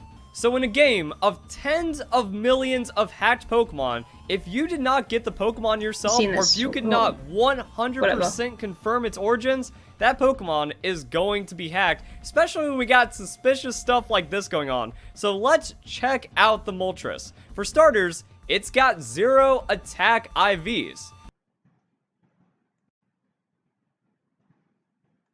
I can actually check this in Showdown. Fun. Let's make a new team. Don't mind my teams, by the way. Moltres. Oh, fuck. There goes my noodle cup. God damn it. We'll see VGC 2022. 0 IVs. 0 IVs attack. Where's the video? Oh, and nature. It's a timid nature. Okay, so it is 0 IV. Okay. Now that's actually pretty tricky to do on a legendary Pokemon, because a legendary Pokemon like Moltres caught in the wild will roll for 3 guaranteed IVs. Now because of hyper training, we can't look at a 6 IV legendary like we could in the past and say, oh, that's clearly hacked. But with this, that means it has to avoid rolling max IVs in the attack. That's a roll right there. And then to get 81 on the attack, that's a 0.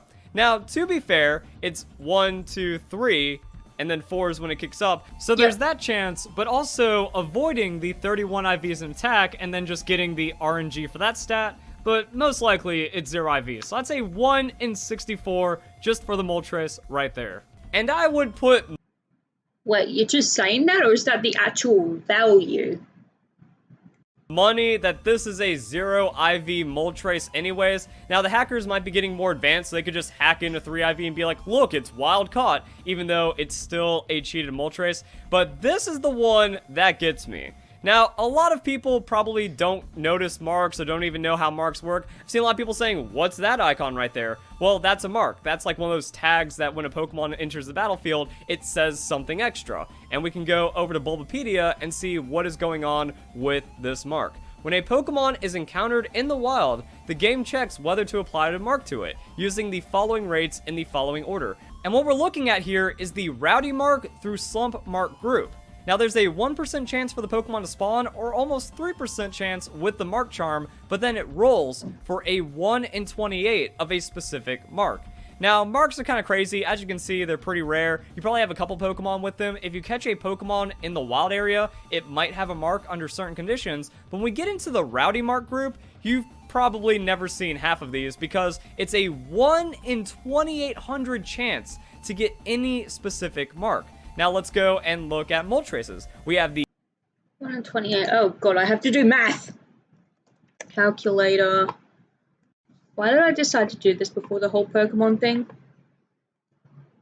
Okay, so we got a 1 in 28. What was it? But 1 in 28 divided by 100 chance. Did I do that correctly?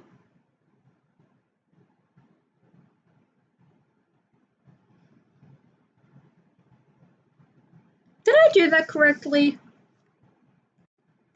The angry mark, and it's called the Furious. So we have Galarian Moltres, the Furious. This is a targeted mark. This isn't, oh, they have a 3% chance of getting this one with the Mark Charm. No, the Angry Mark works with Moltres' theme. This is like having a shiny Pokemon. That's like, oh, you're showing off with something cool. See how it makes sense? Fiery Wrath, Berserk ability. Galarian Moltres is just the furious, angry, flaming chicken. So that's incredibly suspicious. That has all the makings of a hack. So, worst case, we have a 1 in 64 to get the IVs on this Pokemon, multiplied by a 1 in 2,800 chance. The odds of encountering this 1 in 2,800?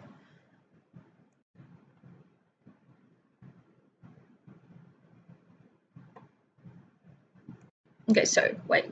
How do I... Nope. Okay, so...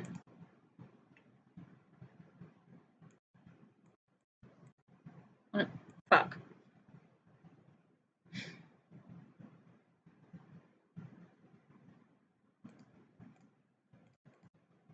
Okay, so 1 in 28. Okay, I think I can get this.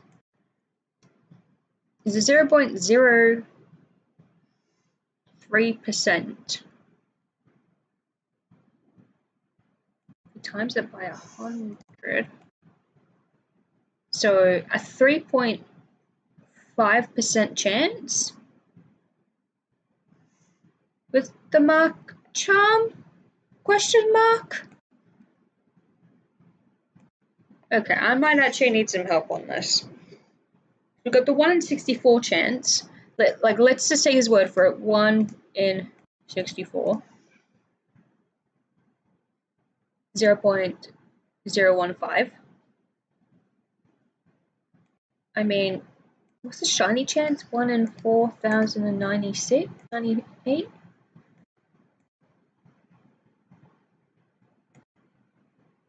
I mean, just looking at the rates themselves, like, I have a terrible memory, but this doesn't look impossible. This looks more possible than a shiny Pokemon, just looking at it. This Moltres are 1 in 180,000.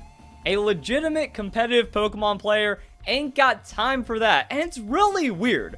Wolfie must be the luckiest person in the world because his 2016 Worlds team that had objectively better Pokemon than the opposition, which is the only reason why he was able to become World Champion in 2016, his Raichu had odds of 1 in a billion. No? It took 1 in a billion soft resets to get that Raichu. Nah, ain't happening. Are you just throwing out numbers? Because this doesn't seem to add up. I could be just botching the math because I am not a math person. But this...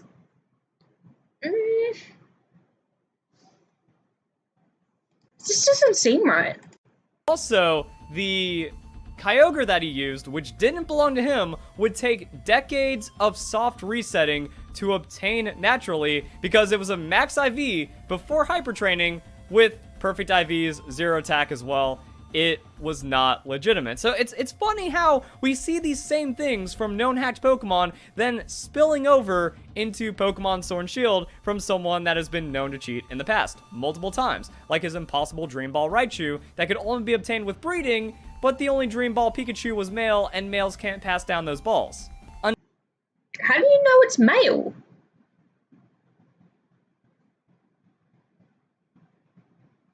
How do you know it's male?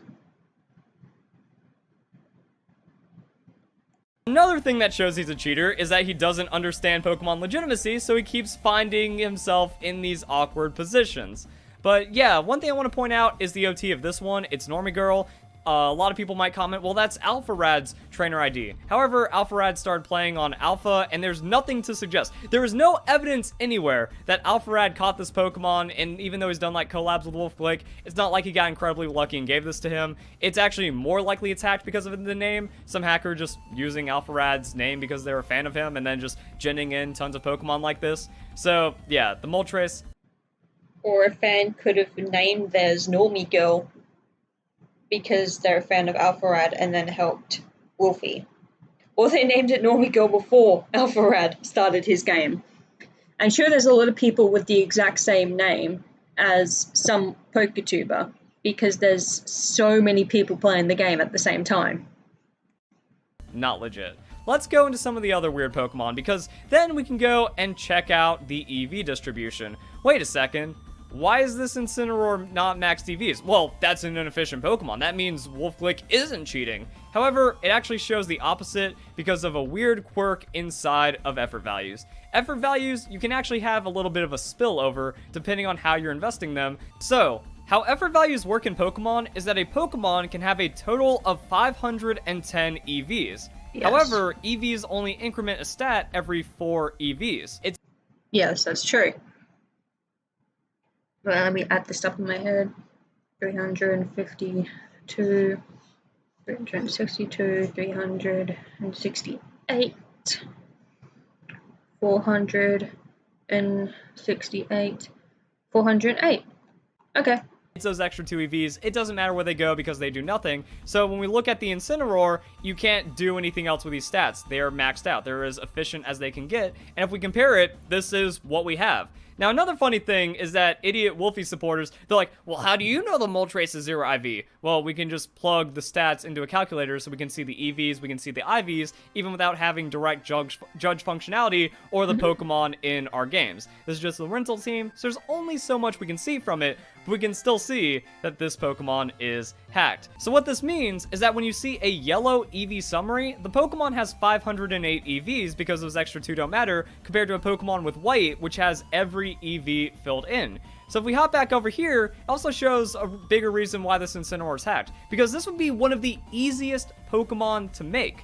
That all you have to do is use 26 HP up here, 14 zinc here, and then you pour the rest into defense. So it actually would be 252, 140, 116, but then you're still getting your 510, and a legitimate player would be able to EV train the Pokemon pretty quickly that way. But we don't have that because this Incineroar is clearly hacked. The person just injected in only the necessary EVs when ginning this Pokemon. You don't just use, like, zincs, and you don't just use those items. There's the feathers as well. And from memory, Pokemon... No, wings. Fuck. Genius Wing.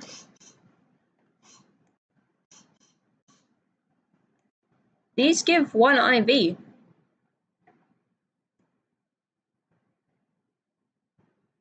Feathers in the anime.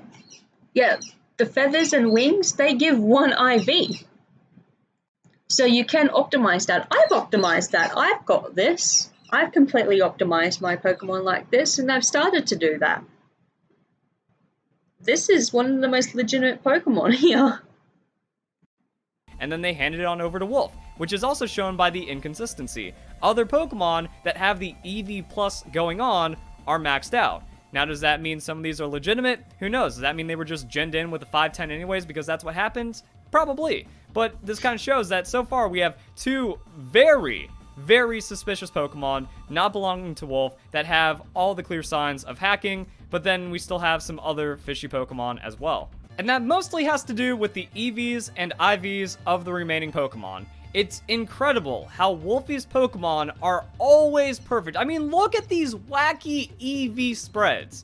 Now, this just means that there was a lot of time put into making the most optimal, perfect EV trained Pokemon, so that way there's no wasted stats, there's a lot of like perfect matchup calculations and stuff like that, but still one of those things where you just kind of look at it and it's all over the board, and it's one of those things that like a person by themselves would not make these level of EV spreads consistently.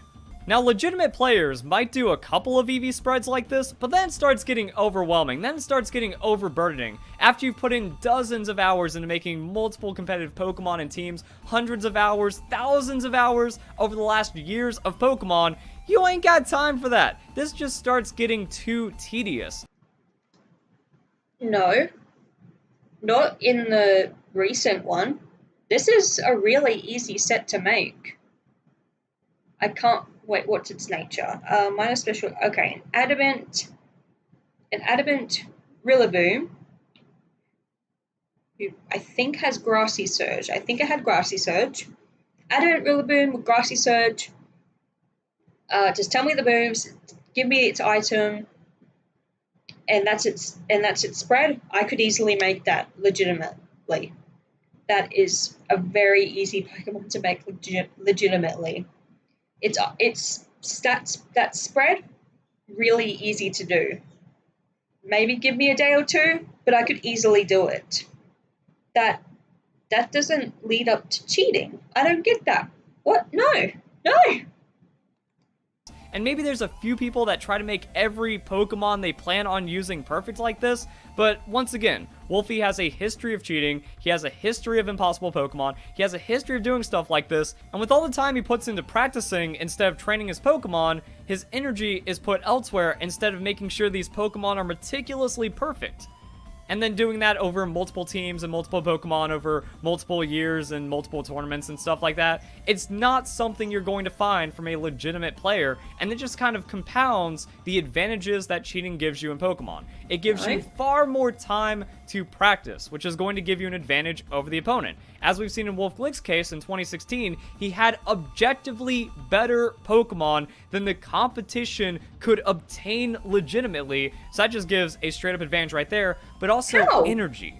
If you are spending all of your time getting the perfect Pokemon, you're going to be tired. I have experienced this. You will be fatigued from getting all of this stuff to line up perfectly from legitimate gameplay. Your training in battle is going to be less efficient because you're overwhelmed, and you're going to have less time to train because of the dozens of hours poured into your team. And even if this Pokemon's stats are possible, this Rillaboom is hacked, it's going to have better stats than anything a legitimate player is going to bring, because that's where you cut corners. Just say, I don't need this little bit of speed creep, I'm going to make it to where this EV spread is maybe a little easier, a little more manageable, something like that. It's just those little things that keep on adding up over time that prove if you hack, you have a direct advantage in Pokemon.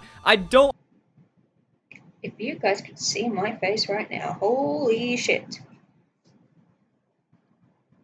I feel like he's projecting right now.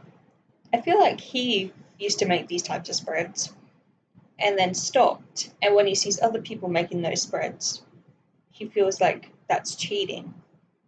But it's not. This is a very, as I said before, I could replicate this easily. You want me to go get my Switch right now?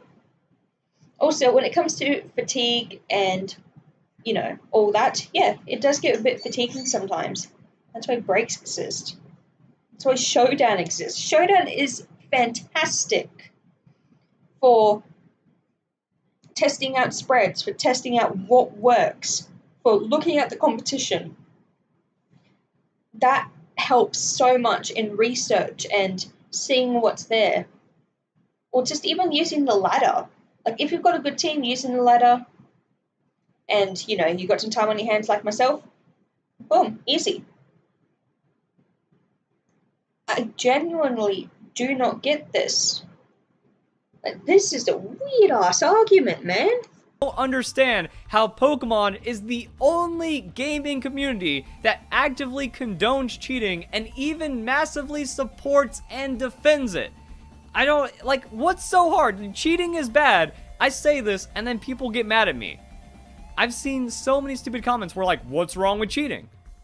That's one of those things where it's just self-evident. What's wrong with cheating? Cheating is wrong! There! That should be the end of the story. But also, we can look at these other Pokemon, because with how overwhelming these EVs are to create inside the game, we have some really weird quirks as well. So if you notice, this drops by 8 every time. Now that's just because of how EVs work. They try to factor in at level 100, so they're kind of half as potent sometimes at level 50.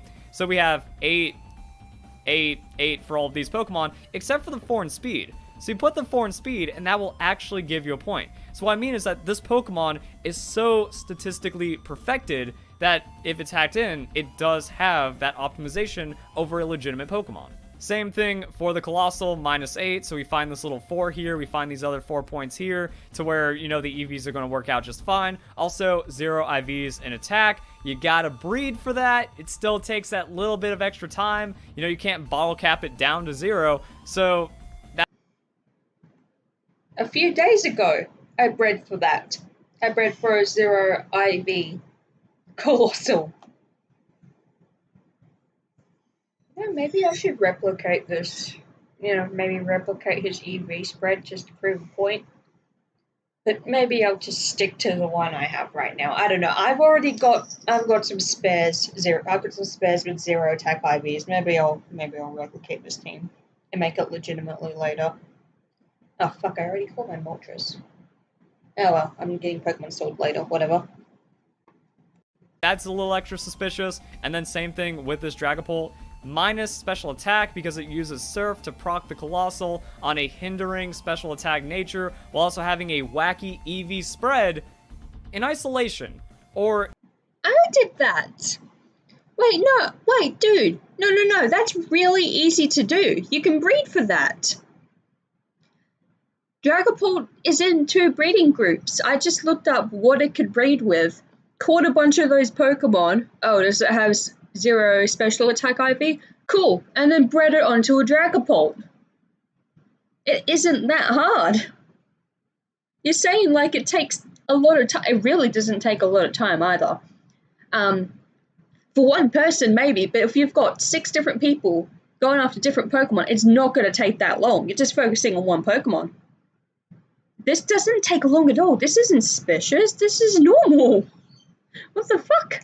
in limitation, you know, there's a chance that some of these Pokemon could be legit if those are the only Pokemon you go for. But if you're doing this for every single Pokemon, and there's also some other really strange oddities that are pretty much impossible, that's hacking. It's like, you know what?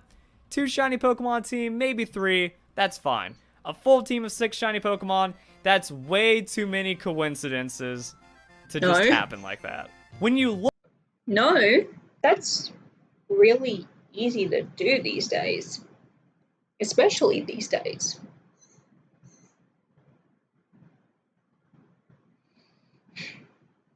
I think this guy is hurting my head too much. New video. Felicify gave me a headache.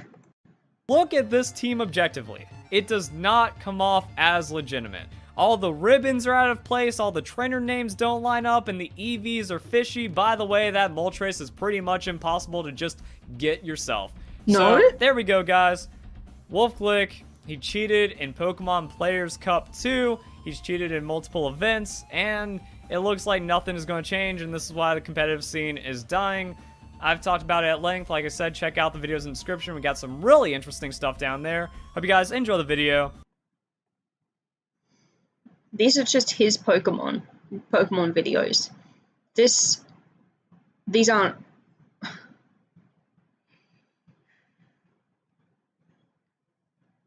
This isn't... This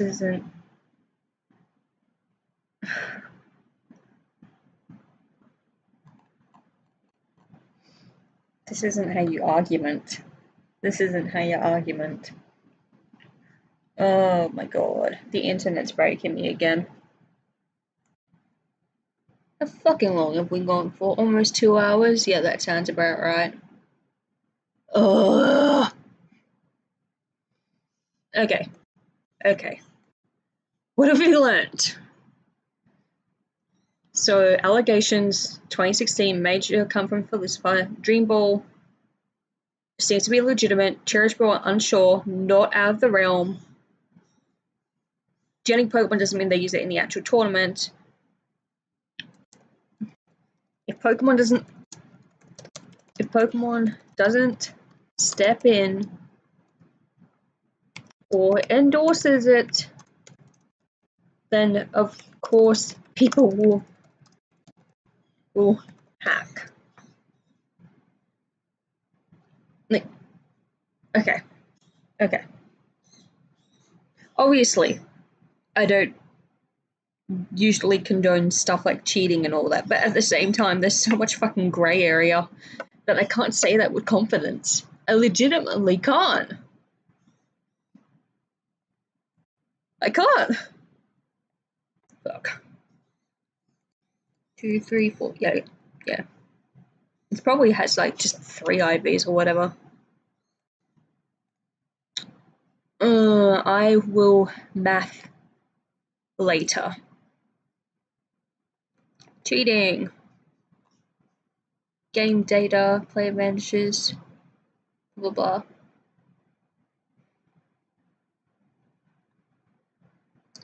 Cheating prevention in Pokemon games.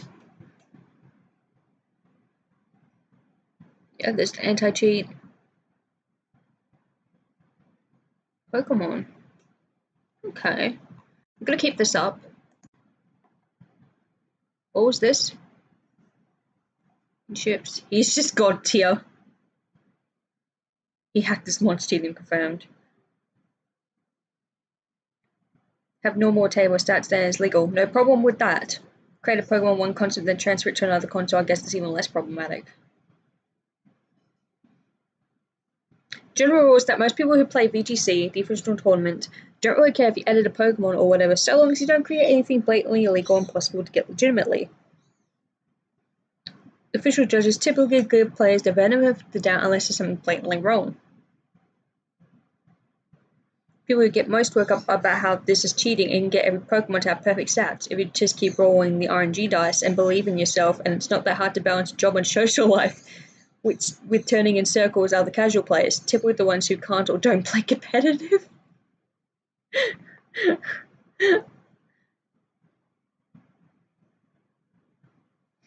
Okay, it's officially not accepted, but unofficially tolerated. That's a really good way of putting it.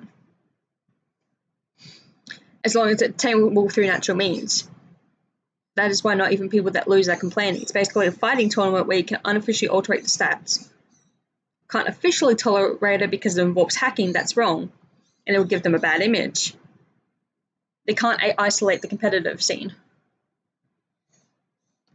It's just that, it's a shortcut. Only saves an hour or something. This is why nobody cares. Like, it's blatantly illegal or directly impact the matches, then people would be totally against it. A good edited Pokemon is identical to the one bred normally.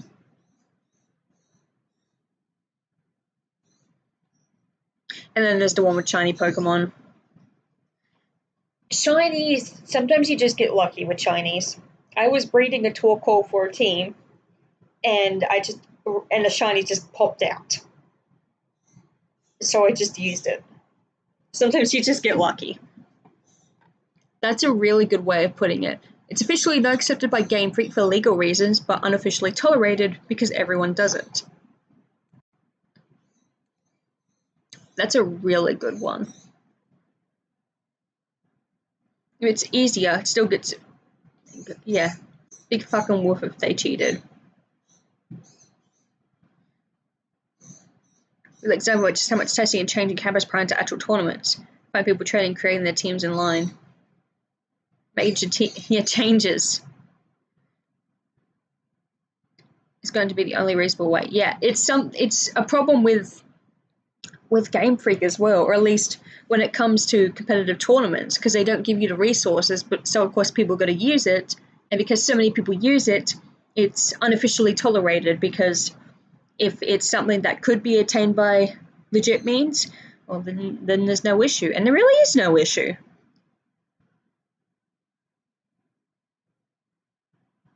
Treasure trove for me.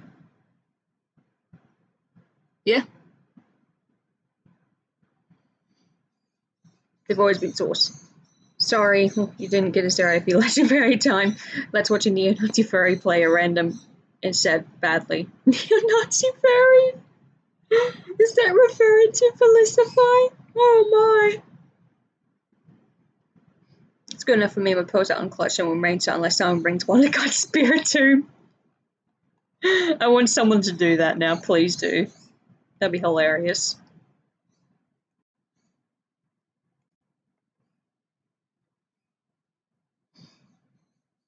to get Pokemon for them. To use external tools.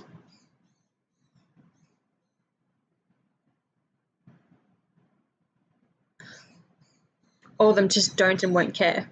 Green part. Yeah.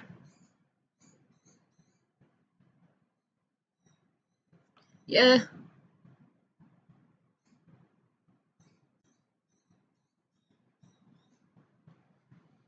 For selling gen Pokemon. Okay.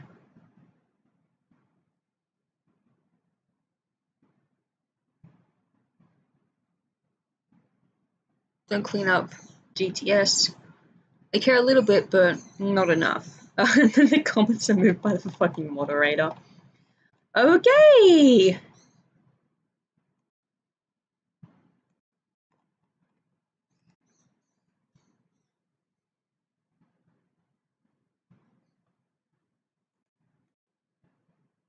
Cheating. I'm gonna look at the Vitalis supply one as well. We've got just less than 30 minutes until the reveal. I'm gonna get this out of the way. That's video descriptions. That's my Legends Arceus script. Spoilers. That's my live streaming thing. You did not see that. You did not see that.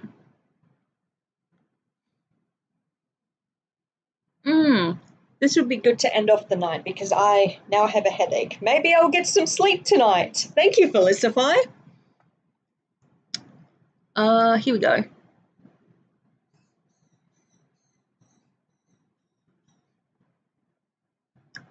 Big Pokemon Resets Bingo. Here we go. Pokemon Presents.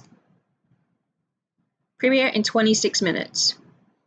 Live chat is disabled. Alright. Now we can wait and simply talk or whatever. I might actually jump into a Discord call. Wait. I don't want you guys to see my Discord.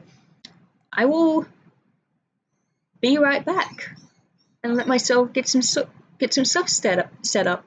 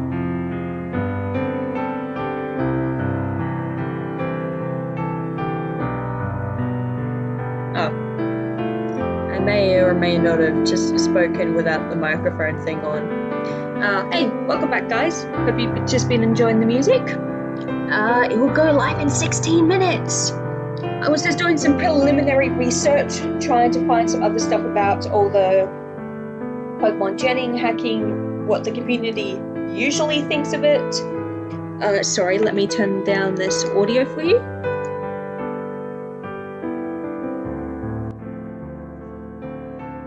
There we go. Oh, stupid thing. There. You didn't see that. There was some good threads, and I tried to find Villisify on Twitter. I could only find a bunch of parody accounts and some pretty funny ones at that. So I guess he's not on Twitter. But a lot of people just shit on him, which is, I guess that shows it. That. I'm so pissed about. Right, Rizzo. Pokemon World Championship. When the fuck was this? Oh, 2013. Cheating scandal. Cheating everywhere.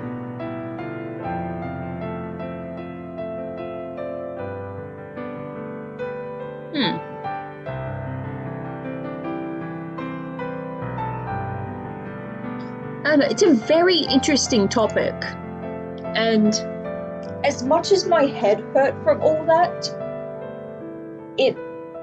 I think that's the reason why I want to look into this deeper, because look, a lot of these are baseless claims, but at the same time, there is actual hacking going on.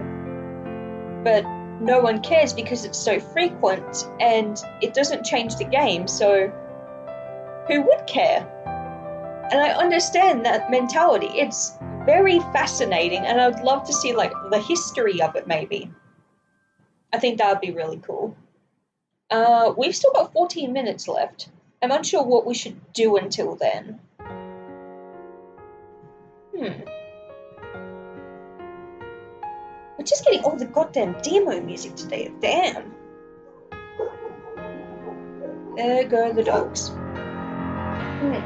My back hurts, everyone. I have been sitting up for 2 hours. You should never do this at all. It's also almost 10 p.m. I was supposed to go to bed at 10 p.m. and then I got the freaking time wrong. It's a Sunday, whatever. I'm not babysitting until Tuesday.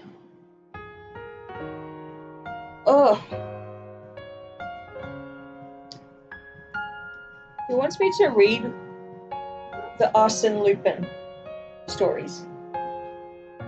I have a book here. Arsene Lupin, Gentleman Thief, Maurice Leblanc, who wants me to read it for 13 minutes.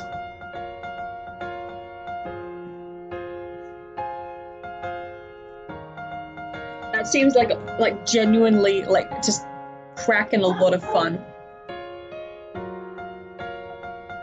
Is that working? That's not working. Fuck. Right, we're just gotta... Yeah, that's not gonna work.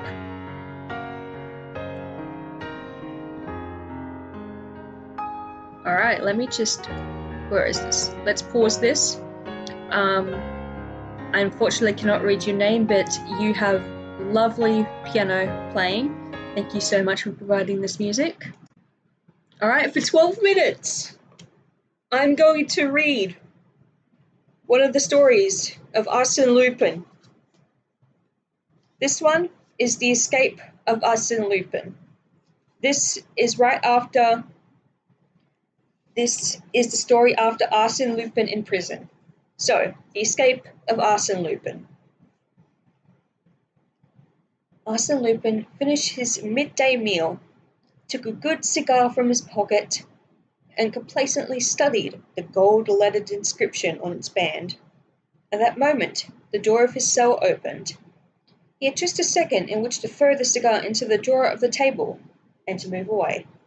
The warden came in to tell him that it was time to take his exercise. "I was waiting for you, old chap," cried Lupin, with his unfailing good humour. They went out together.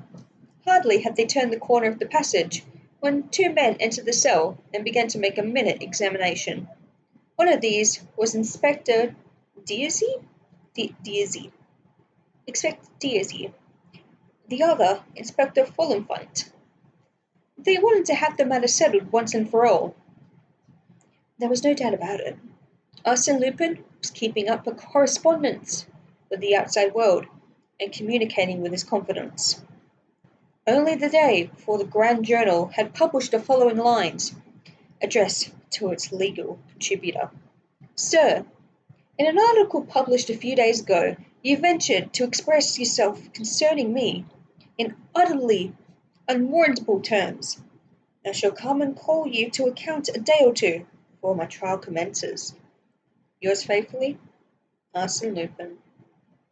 The handwriting was Arsène Lupin's. Therefore, he was sending letters. Therefore, he was receiving letters. Therefore, it was certain that he was preparing to escape, which he had so arrogantly announced. The position was becoming intolerable. By arrangement with the examining magistrate, Mr. M. Dudius himself, the head of the detective service, went to the Santé to explain to the prison governor the measures which it was thought advisable to take, and on his arrival he sent two of his men to the prisoner's cell. The men raised every one of the flagstones, took the bed to pieces, did all that is usually done in such cases, and ended by discovering nothing. They were about to abandon their search when the warden came running in and said, "The drawer. Look in the drawer on the table. I thought I saw him shut it. When I came in just now." They looked, and Doozy exclaimed, "Gad, we caught our customer this time." Oliphant stopped him. "Don't do anything, my lad. Let the chief take the inventory."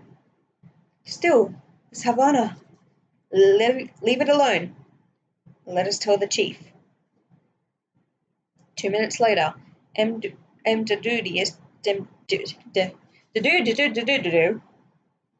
Dudius was exploring the contents of the drawer. He found, first, a collection of press cutting concerning Arsène Lupin. Next, a tobacco pouch, a pipe, and some foreign post paper. And lastly, 2 books. He looked at the titles. Macaulay's Heroes and Hero Worship in English, and the charming Elzevir. I am butchering so many of these words, I'm so sorry.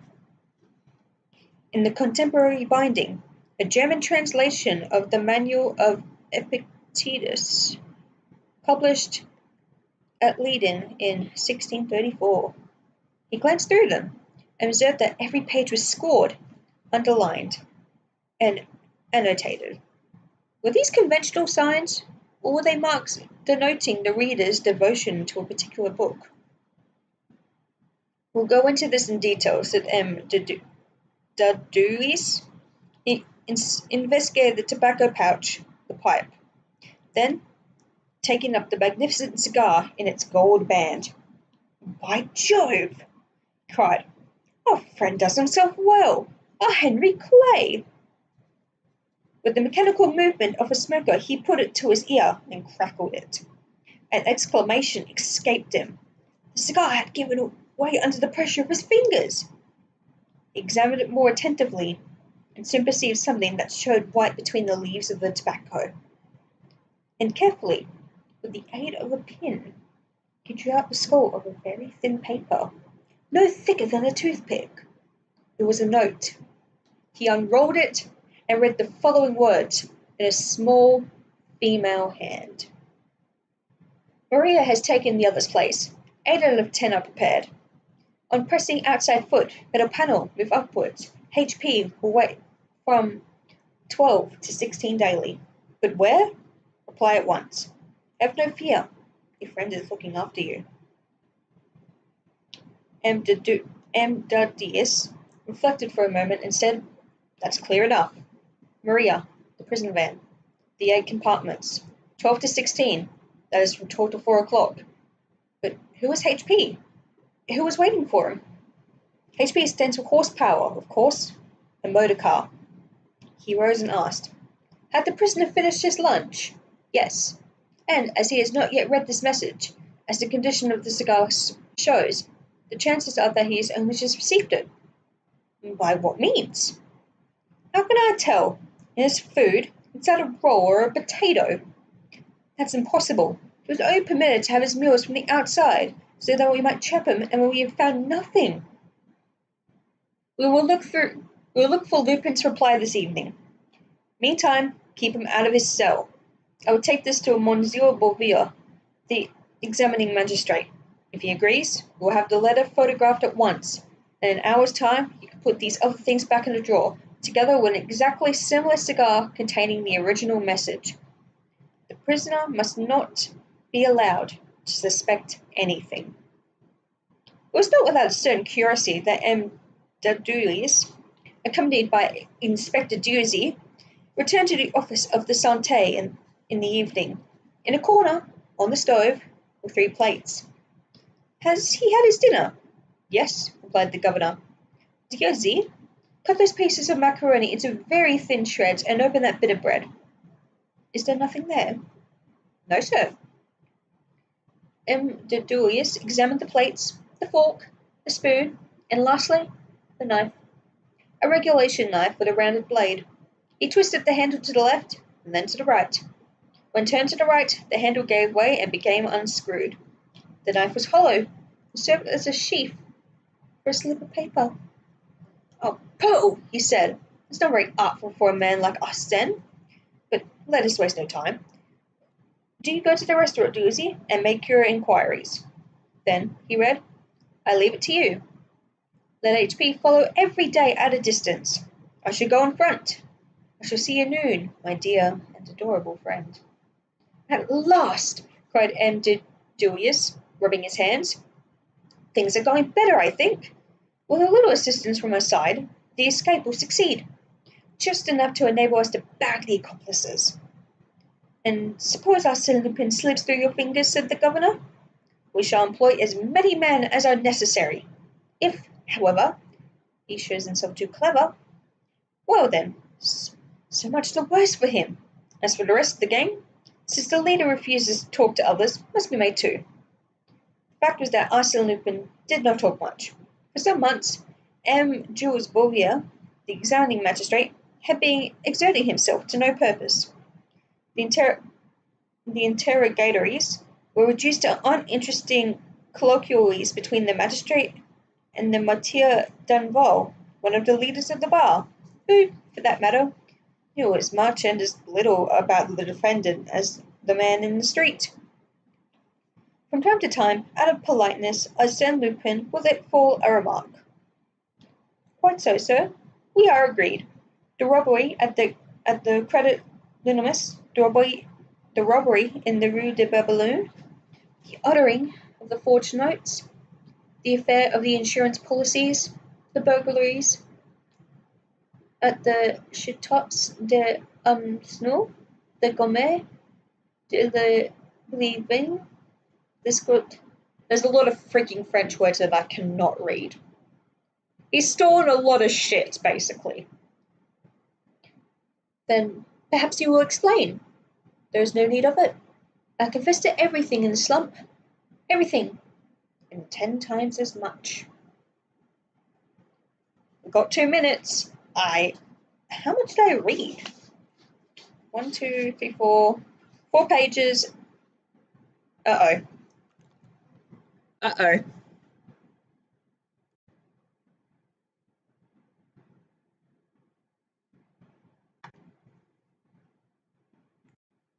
I am back. My microphone shut off. Basically, we have a minute or so before the presentation. There we go. 60 seconds. Alright, I'm going to bookmark this for later. Just for you guys. And we've got a presentation to react to.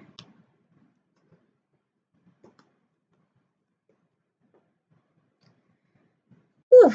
I still can't believe I started 2 hours early and then started watching fucking Ballistify videos just to look at cheating scandals, only to see that a lot of them are either baseless or nobody gives a shit. You learn something new every day.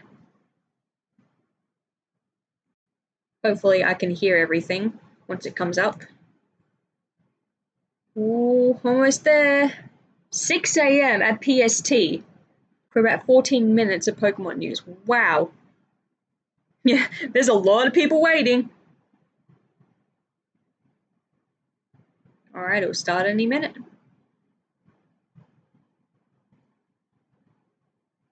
Premiere will begin shortly.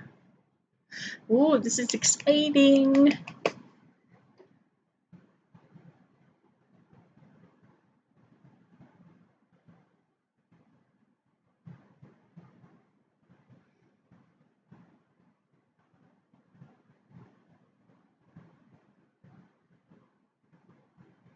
Premiere will begin shortly. Da da da da da. Da da da da da. Live chat is disabled. Poor things. They have to deal with a lot. Pokemon does.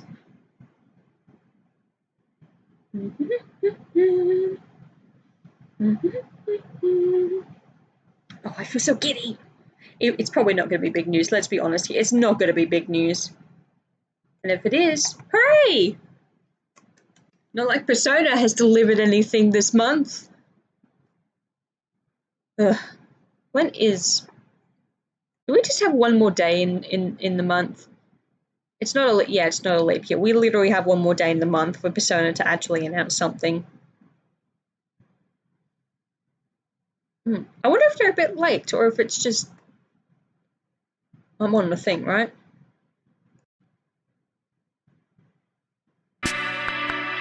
Oh, here we go.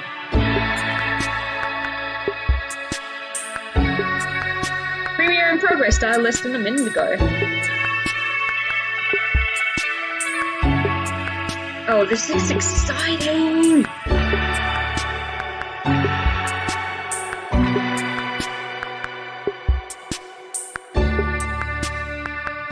Alright. Just checking everything. We should be good. I still haven't drinking this Pepsi can yet. Actually, while I'm here, I'm gonna take my meds. I have forgotten to take my meds today.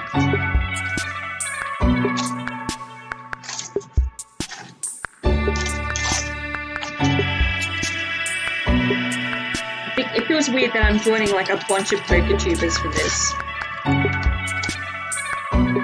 Usually I just watch Tyranitar Tube, but I'm doing it myself this time.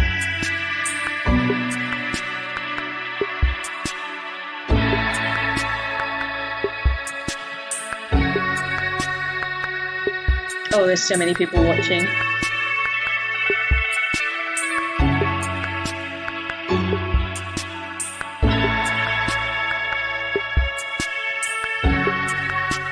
Cutting this down into videos is not going to be fun though.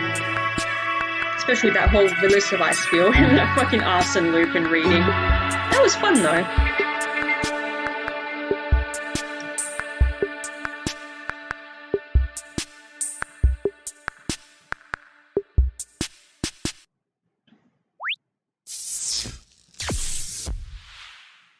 Aww. Hello everyone. Oh, that I'm Pikachu. Ishihara from the Pokemon Company. Today, February 27th, is the date the Pokemon Red and Pokemon Green games were released in Japan, marking the beginning of the Pokemon series. We've now reached our 26th year since the birth of Pokemon, thanks to the support of all you trainers around the world. Thank you, each and every one of you. Today, we would like to present the latest updates on a number of games. So I hope you'll watch to the very end. I will, definitely. Mr. Utsunomiya, please take it away. Oh god! I don't like that Pikachu at the back. Hello, I'm Takato Utsunomiya from the Pokemon Company. Allow me to jump straight into sharing the latest updates with you all. First is an update on Pokemon Go. Okay. I'm fine with that.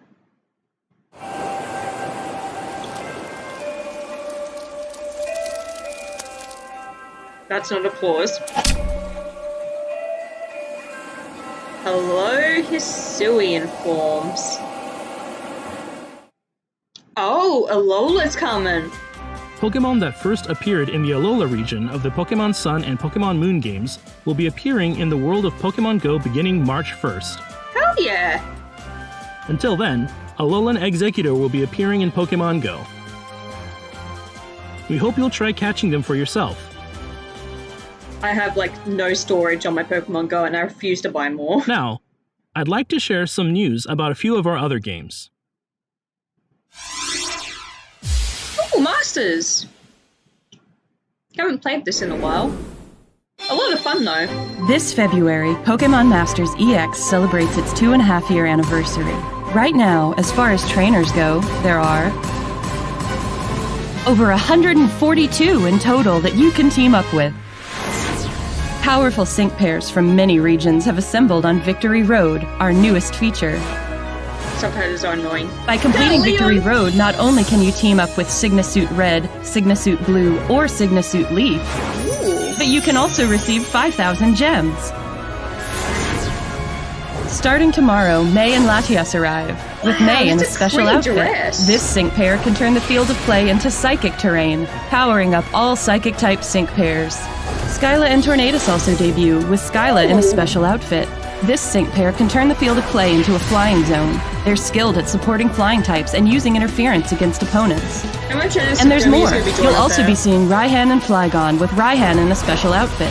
With moves like Sandstorm and Max Flare, they can create several weather conditions. I love that. To celebrate the 2.5-year anniversary of Pokemon Masters EX, players now have the chance to scout up to 100 sync pairs at no cost. But that's not all. If you log into the game after this presentation ends, you can receive a present of 3,000 gems as our latest campaign begins. We have a variety of other content lined up as well. Now is the perfect time to play Pokemon Masters EX. Don't miss out. Is Beat in the game now? I don't play Cafe Remix, but it's very cute Pokemon style. Cafe Remix, the puzzle game where you mix and match alongside Pokemon. Introducing Deliveries, a new way to play. Pelipper will deliver drinks and dishes to Pokemon far away and spread word of your cafe. At Pelipper's destinations, you'll have the chance to meet Pokemon that are new to Pokemon Cafe Remix. Gather new special outfits. Cute. And unlock hidden specialty gimmicks that give you an edge in puzzles. The mythical Pokemon Victini appears for the first time in Pokemon Cafe Remix during your deliveries. Its powerful skill will be very helpful in the new puzzle mode, coming early 2022. Deliver drinks and dishes to Victini to have it join your staff.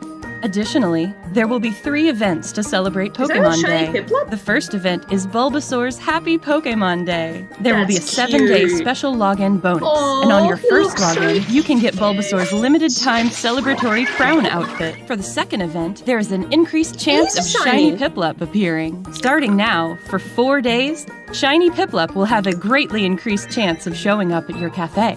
Use this opportunity to have it join your staff. And for the third event, you can use an 11 times express delivery item at no cost. We'll give you the chance to try out the new delivery feature 11 times. You won't want to miss this. As the 2nd anniversary of the game approaches this June, get ready to welcome tons of new Pokemon to the cafe.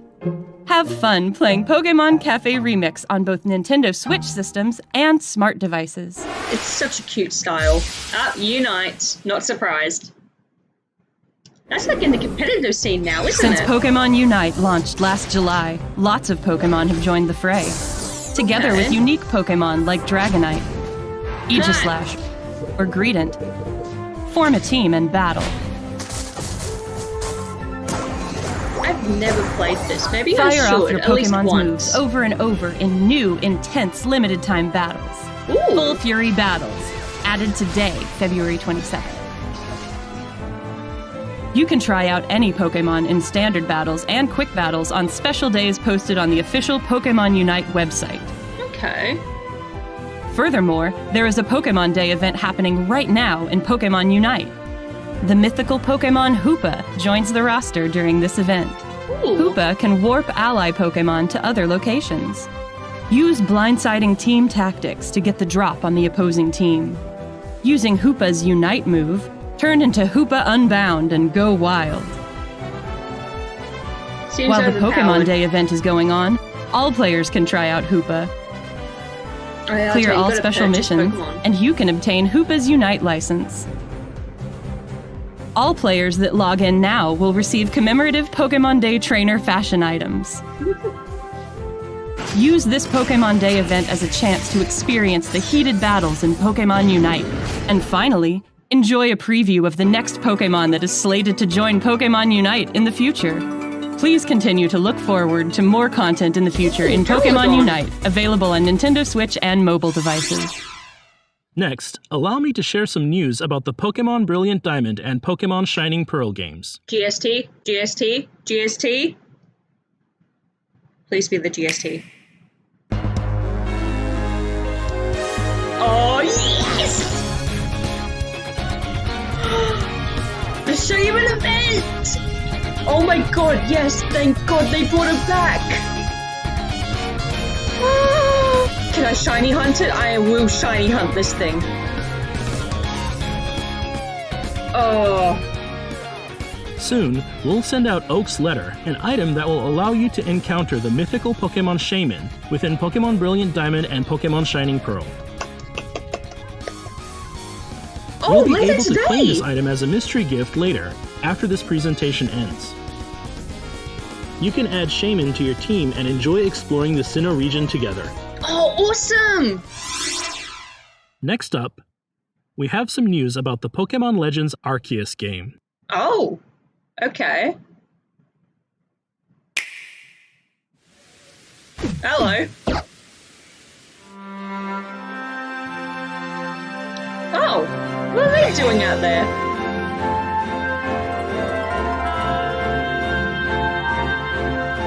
New story quests? New story quests? DLC?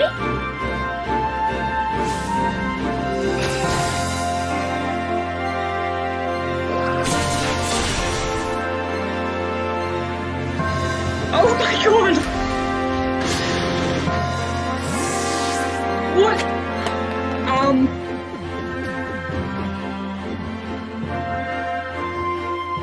Pokemon Legends Arceus software update version 1. Daybreak. Available later today.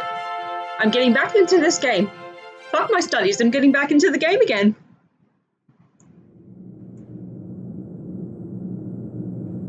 Why is Lucario there? No. Taking them both on at the same time?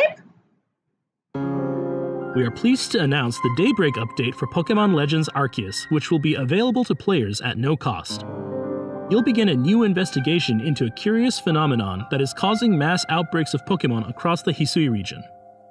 You'll also be able to engage in new Pokemon battles together with your ally Pokemon at the training grounds. The Daybreak update will be available later after this presentation ends. Well, shit! And as a Pokemon Day gift, we'd like to offer you some items that should come in handy on your adventure. Arceus Adventure. Please enter the provided password in your game to claim this gift. We hope you continue to enjoy your adventures in the Hisui region. One more thing. We are pleased to announce that production of an online animated series set in the Hisui region has begun. Oh, really? This series will feature an original storyline and is anticipated to launch later in 2022. That's a Hisui and Zorua. Please wait for future announcements to learn more.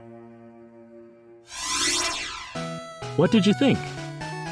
We hope you all look forward to how Pokemon games will continue to evolve in the future.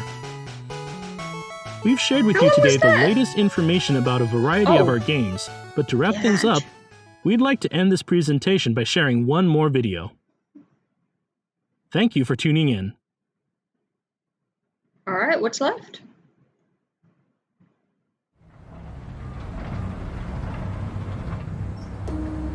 Detective Pikachu?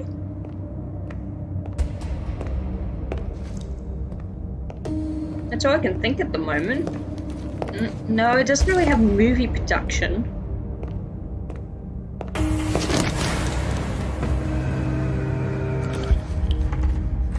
Is this a Detective Pikachu game?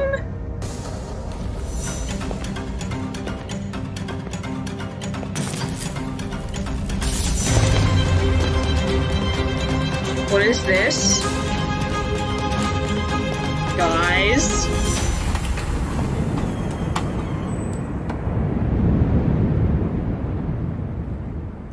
What the?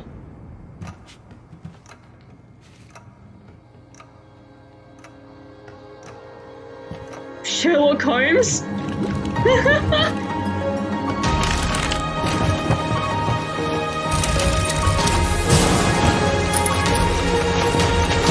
this?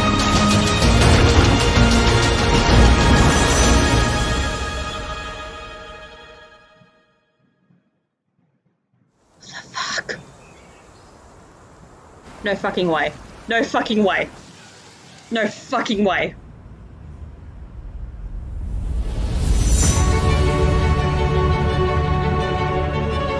Oh my god. Oh my god. That's Is this Gala? This is Gala.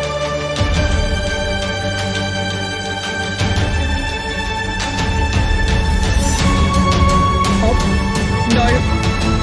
They're not. There's no fucking way.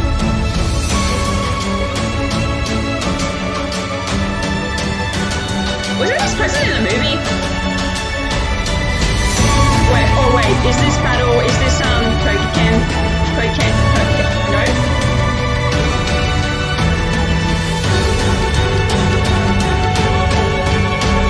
No. They're not.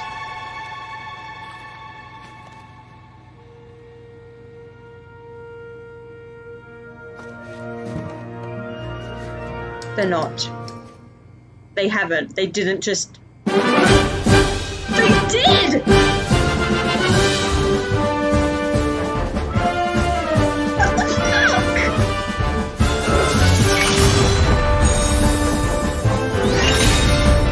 They didn't.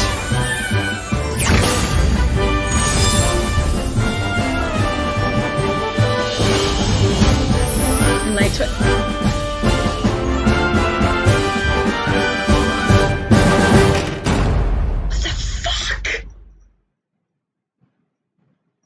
Oh my god. Oh my god. Is that the end? You son of a bitch. How can I just end the live stream after that? They just annexed to that mainline Pokemon game.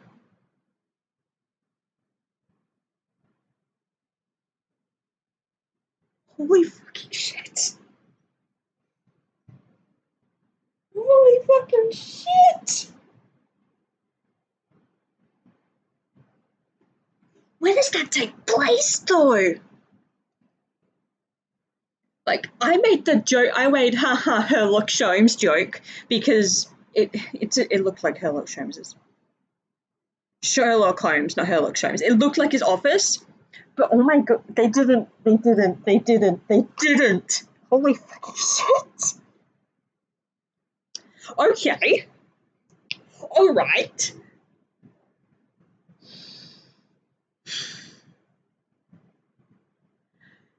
The chills I got during that reveal, I can't, oh my god, I'm speechless. I'm fucking speechless. I'm speechless. What the fuck? Okay. Okay, so I'm glad we're getting the Shaman event. We'll probably get the Darkrai event later. Legends Arceus, Daybreak.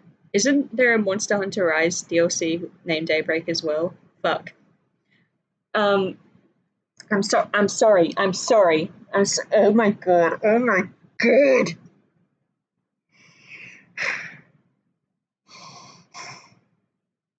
Hi, I'm gonna turn into a PokeTuber. Wait for the next video where I analyze that trailer.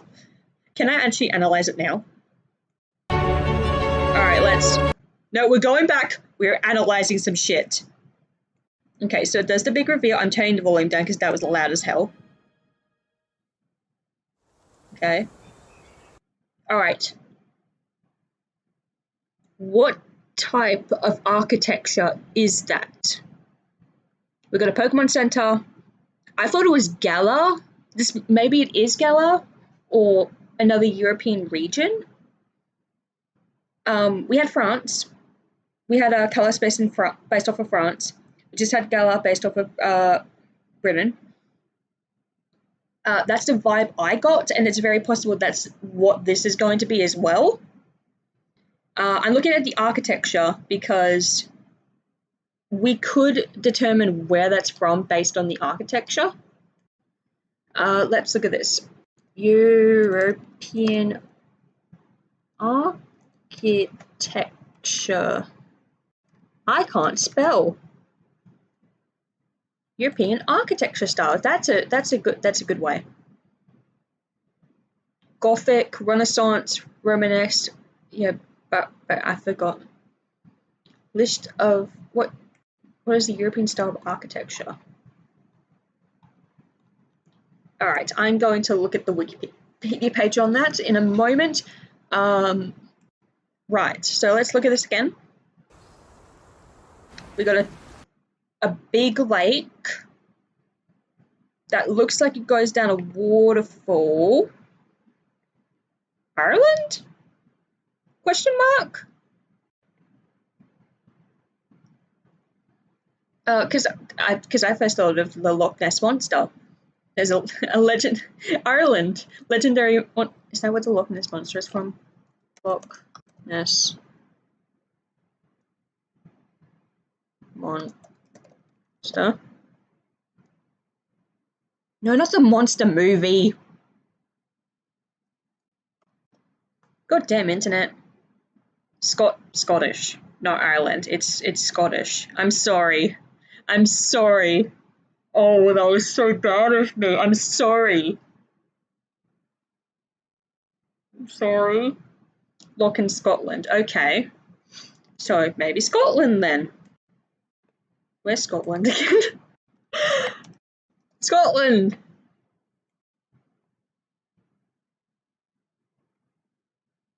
Okay, so you're a part of the United Kingdom. Okay, we've got England, Scotland, Northern Ireland, Isle of Man, Wales. Wait, that's part of England. Okay. Glasgow, Edinburgh. Well, then again, wasn't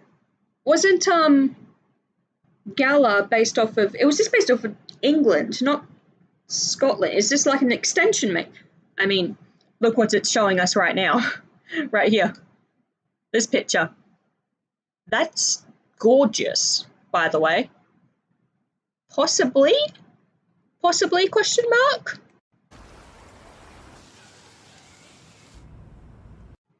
Maybe. This looked familiar to me. Like I'd seen it before. Was this like a location in a... I thought Poke-shenanigans tournament at first. So maybe it was like a location. What else is there? Okay.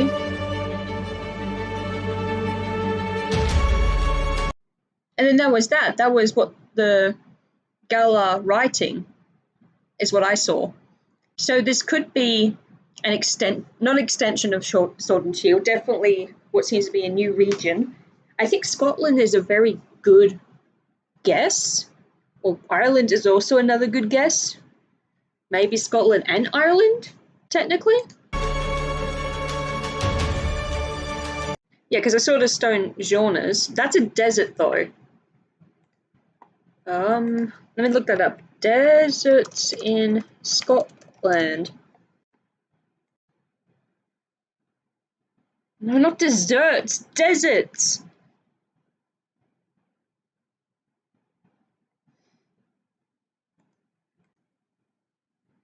No, not food.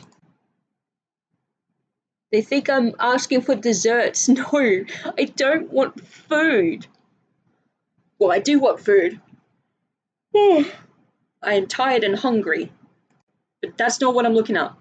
There's deserts. So, we've got deserts. We've got nice coastlines. Then again, what was it? Not architecture. Landscapes are not one-to-one with real-life equivalents, so them just adding a desert like this, that's completely fine. If it is like based on a region where they don't have deserts.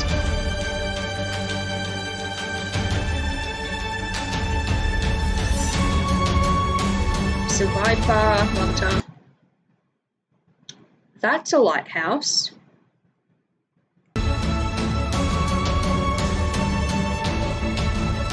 This isn't a previous region, is it? No, we got a villa.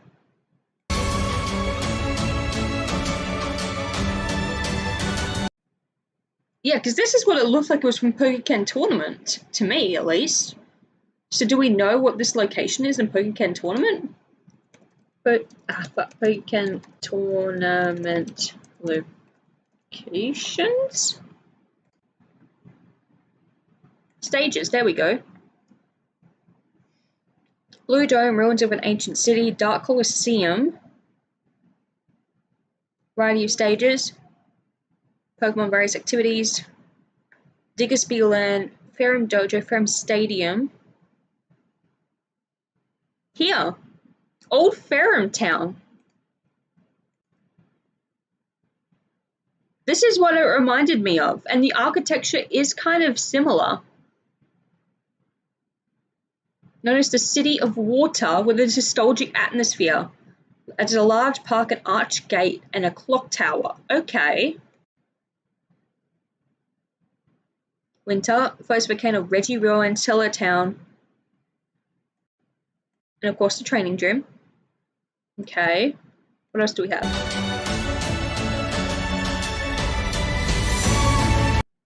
This is definitely the starting home, and this would be around the starting town. Got a nice coastal area. Yeah, this is a gorgeous house. I'd love a house like this.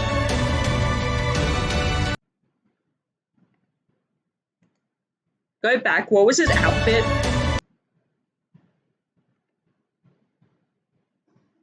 Is this fucking Australia?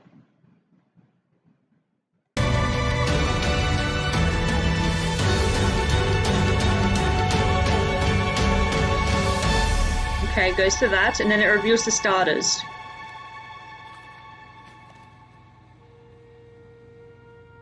Yeah, this gave me Sherlock Holmes vibes. So I thought it was another place in Europe, because we already did Britain. Alright, what do we have here? What seems to be a duck, a grass cat, and a little fire dinosaur. Already the cat has my heart. But looking at the okay. This doesn't tell me much. Okay. Is there anything else? We got the theme song playing, and it was Scarlet and Violet. Odd names like Sun and Moon, so we're playing on that. Pokemon Scarlet and Pokemon Violet. That's what we seem to be doing.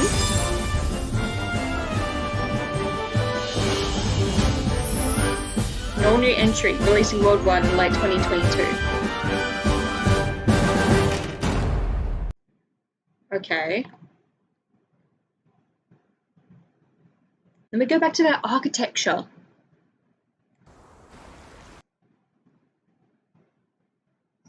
Let me look at the architecture.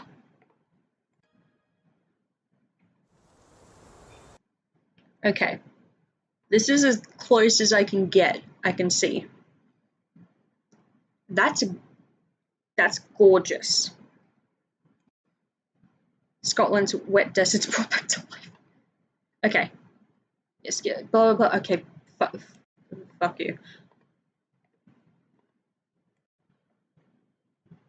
Teletown. Okay. No, not desserts. Is that similar? Let me look.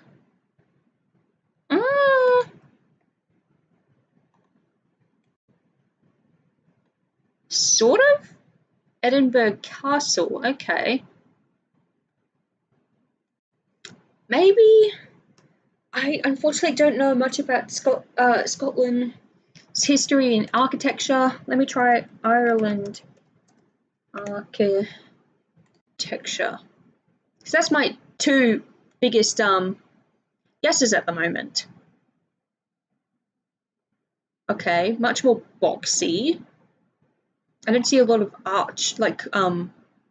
archways, just from what I'm looking at. Celtic, Dublin top architecture. Okay, there's something like that. Medieval? Is that what I'm looking at right now? Sort of. Okay, they do have that. Yep, medieval Ireland, architecture of Ireland. Medieval castle, old fortress. Ireland. Switzerland. Moldova. Reason I said Scotland was because of the lake reminding me of Loch Ness Lake. Only because I thought this was British architecture again. That's my guess for now. Just from this. We might get more later, but from this, that's what my guess is. How about we end the stream with hopping onto Twitter and seeing everyone's batshit insane reactions.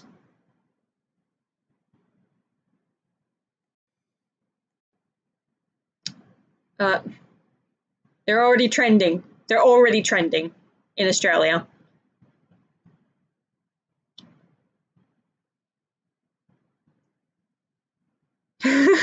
Here's your Gen 9 starter, bro. That's great. Among Us. I have not known Pokemon Gen 9 starter crowd for long. RT Game Daniel, but I must know we must protect them. Hard agree. Later this year, wow, that's awesome. Looks like it's in the Legend style too. Gen 9 water type final evolution. These crazy bastards actually announced Gen 9. I know. Gen 9 starters. Just casually dropped Gen 9. They really did. Game Freak are insane. They really are fucking insane. Open world. Gen 9 really said. Yeah, the starters are adorable. The starters are adorable. Shout out to the Gen 9 Fire Starter, gotta be one of my favorite genders. Telling my kids this was Gen 9. Okay. When I get the Gen 9 games, I will name whatever starter I get, like after these guys. I will. I make that promise. Why does the trainer look like that? Because he's from Australia. Oh, it's based on Spain.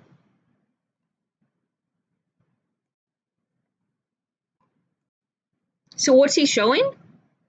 Oh, a map. Okay. I should have looked at this harder. I'm sorry. They started seem to have kept. I'm confused. Is it bad that I actually like them? Game Freak employees when they're forced to develop Gen 9 and Arceus Legends at the same time. I'm sorry, with Gen 9 Fire Starters shaped like... Oh, fucking god. What the fuck, you can't jump scare with me with Gen 9? Yeah, exactly. Gen 9 better let us find a boutique immediately, because these outfits... Oh, okay, they're kind of cute. I actually really like that. Oh, it reminds me of the Australian school uniforms. That's why I jokingly said it's Australia. So France or Switzerland. It's based on Spain. So, okay, so it may be based on Spain. That's really interesting. One from Spain. That sounds really cool, actually. Oh, I'm going to casually download that for... Someone already drew it. Someone already drew it, you mad lad.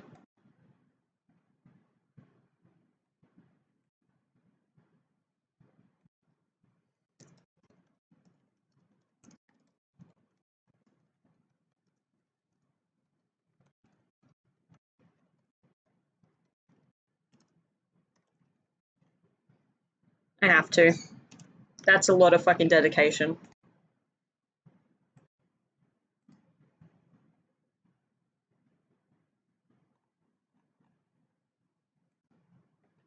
Pokemon fans, OMG, Pokemon, stop rushing your games and releasing them in Kuwait. OMG, I hope they're releasing Gen 9 this year. I wasn't expecting Gen 9. I was sort of hoping that they weren't going to have It's an apple? Oh my god, it fucking is an apple dinosaur. These games so quickly. Yeah, that's my head as well. It shouldn't have come out this quickly. But that fucking reveal. That reveal, man!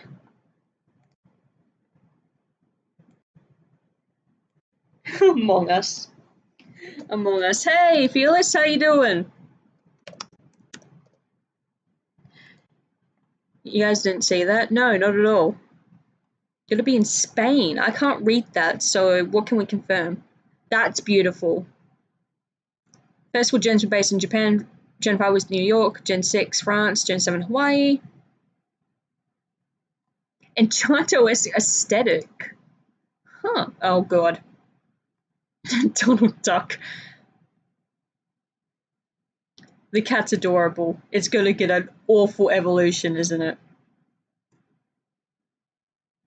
Don't know. This game looks very pretty. Beautiful.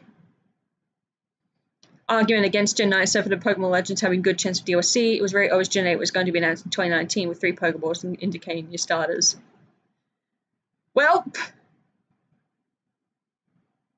that's my shiny hedgehog. Why Gen 9 already? But I fucking love the fire crocodile thing. Yeah, this is gorgeous. This is gorgeous. Did they take criticism?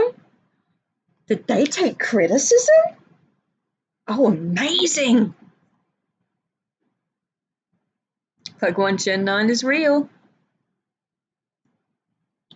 I want to bully the Gen 9 kids so bad. No, leave them alone. Yeah, everyone's just going over. I think Gen 9 region will be based on Spain, Portugal. Neat. Oh! Also looks like it has a Spanish style. I wouldn't have noticed. I don't know culture if the Loch Ness Ireland thing didn't already show that. Spain's map. Okay, yeah, everyone's like, oh my god, that's Spain's map, and I didn't pay attention to any of that. Twitter's gone squawk like a motherfucker. Despite the Pokemon presidents being on the shorter side, men I hope they don't irrationally mad due to their own unrealistic expectation. Fuck! Oh. Beautiful. Parker for soup. I'm so sorry. I'm with you. I thought it was unrealistic as well. No, I'm with you right there. But it got announced. Yep, it's trending. It's trending. It's already trending. Yeah, it's a massive upgrade. It looks fantastic, just from what we already saw. OMG, Gen 9 look awful. We're already making fun of those fans. Gen 9 looking crazy. Legends-esque is a winner. It looks like it runs shit. Needs at least a year in the oven. Too much too soon. I do think it's too soon. I wouldn't mind if it was like next year.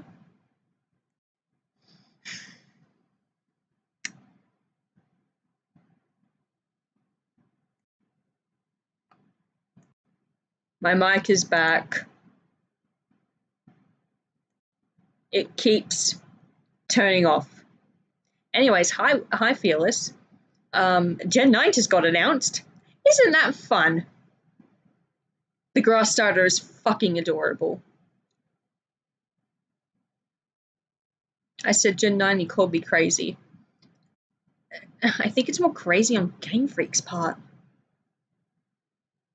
Oh my god, it does look like a fucking Swanna. Like, it goes from this thing to Ducklet to Swanna. For sure, boxer. Scarlet of it. Oh, I love the memes already. Hello, it's Detective Pikachu 2. That's what I thought. Just kidding, it's Sword and Shield. That's what I thought. Just kidding, it's Gen 9. It really was like that. Oh. Damn it. But that guy embodies what I was thinking. A soft reboot. Arceus influenced areas. Actual texturing. Yeah, I did notice the texturing. Names themselves being colors just like red, blue, and black and white. Yeah, Scarlet and Violet. But why Scarlet and Violet, specifically? They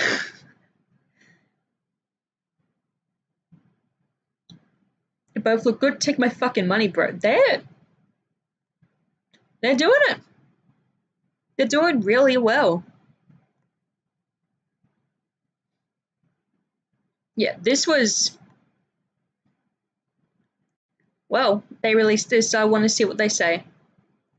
Wait, what? Embark on an open world adventure. I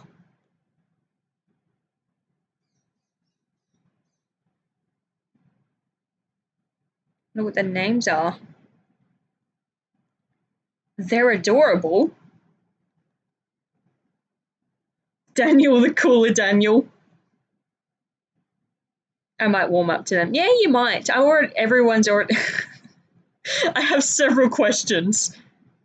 I do too. After Legends Arceus, but it looks gorgeous.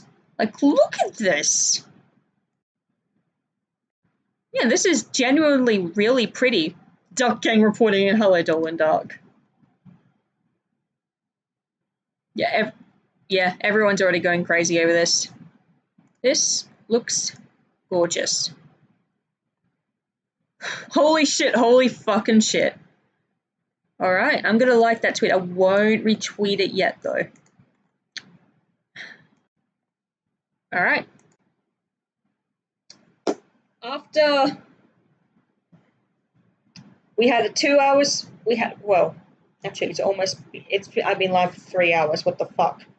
We spent the majority of the stream watching Villa Survive videos and slowly losing our sanity, spent 10 minutes reading an Arsene Lupin story, and then spent maybe another hour or so just taking in the new Pokemon news. I am completely baffled at what they did. I legitimately cannot believe that they took this, but I guess that's the path we're going. It's almost 11 p.m. where I am. To everyone who has joined in on the stream during the various little dips and all that, thank you so much for watching. I will be cutting up this stream into little highlight videos for later down the line, and I hope you guys all have a great morning, day, evening, night, whatever it is, and I hope you guys look forward to more videos. Alright.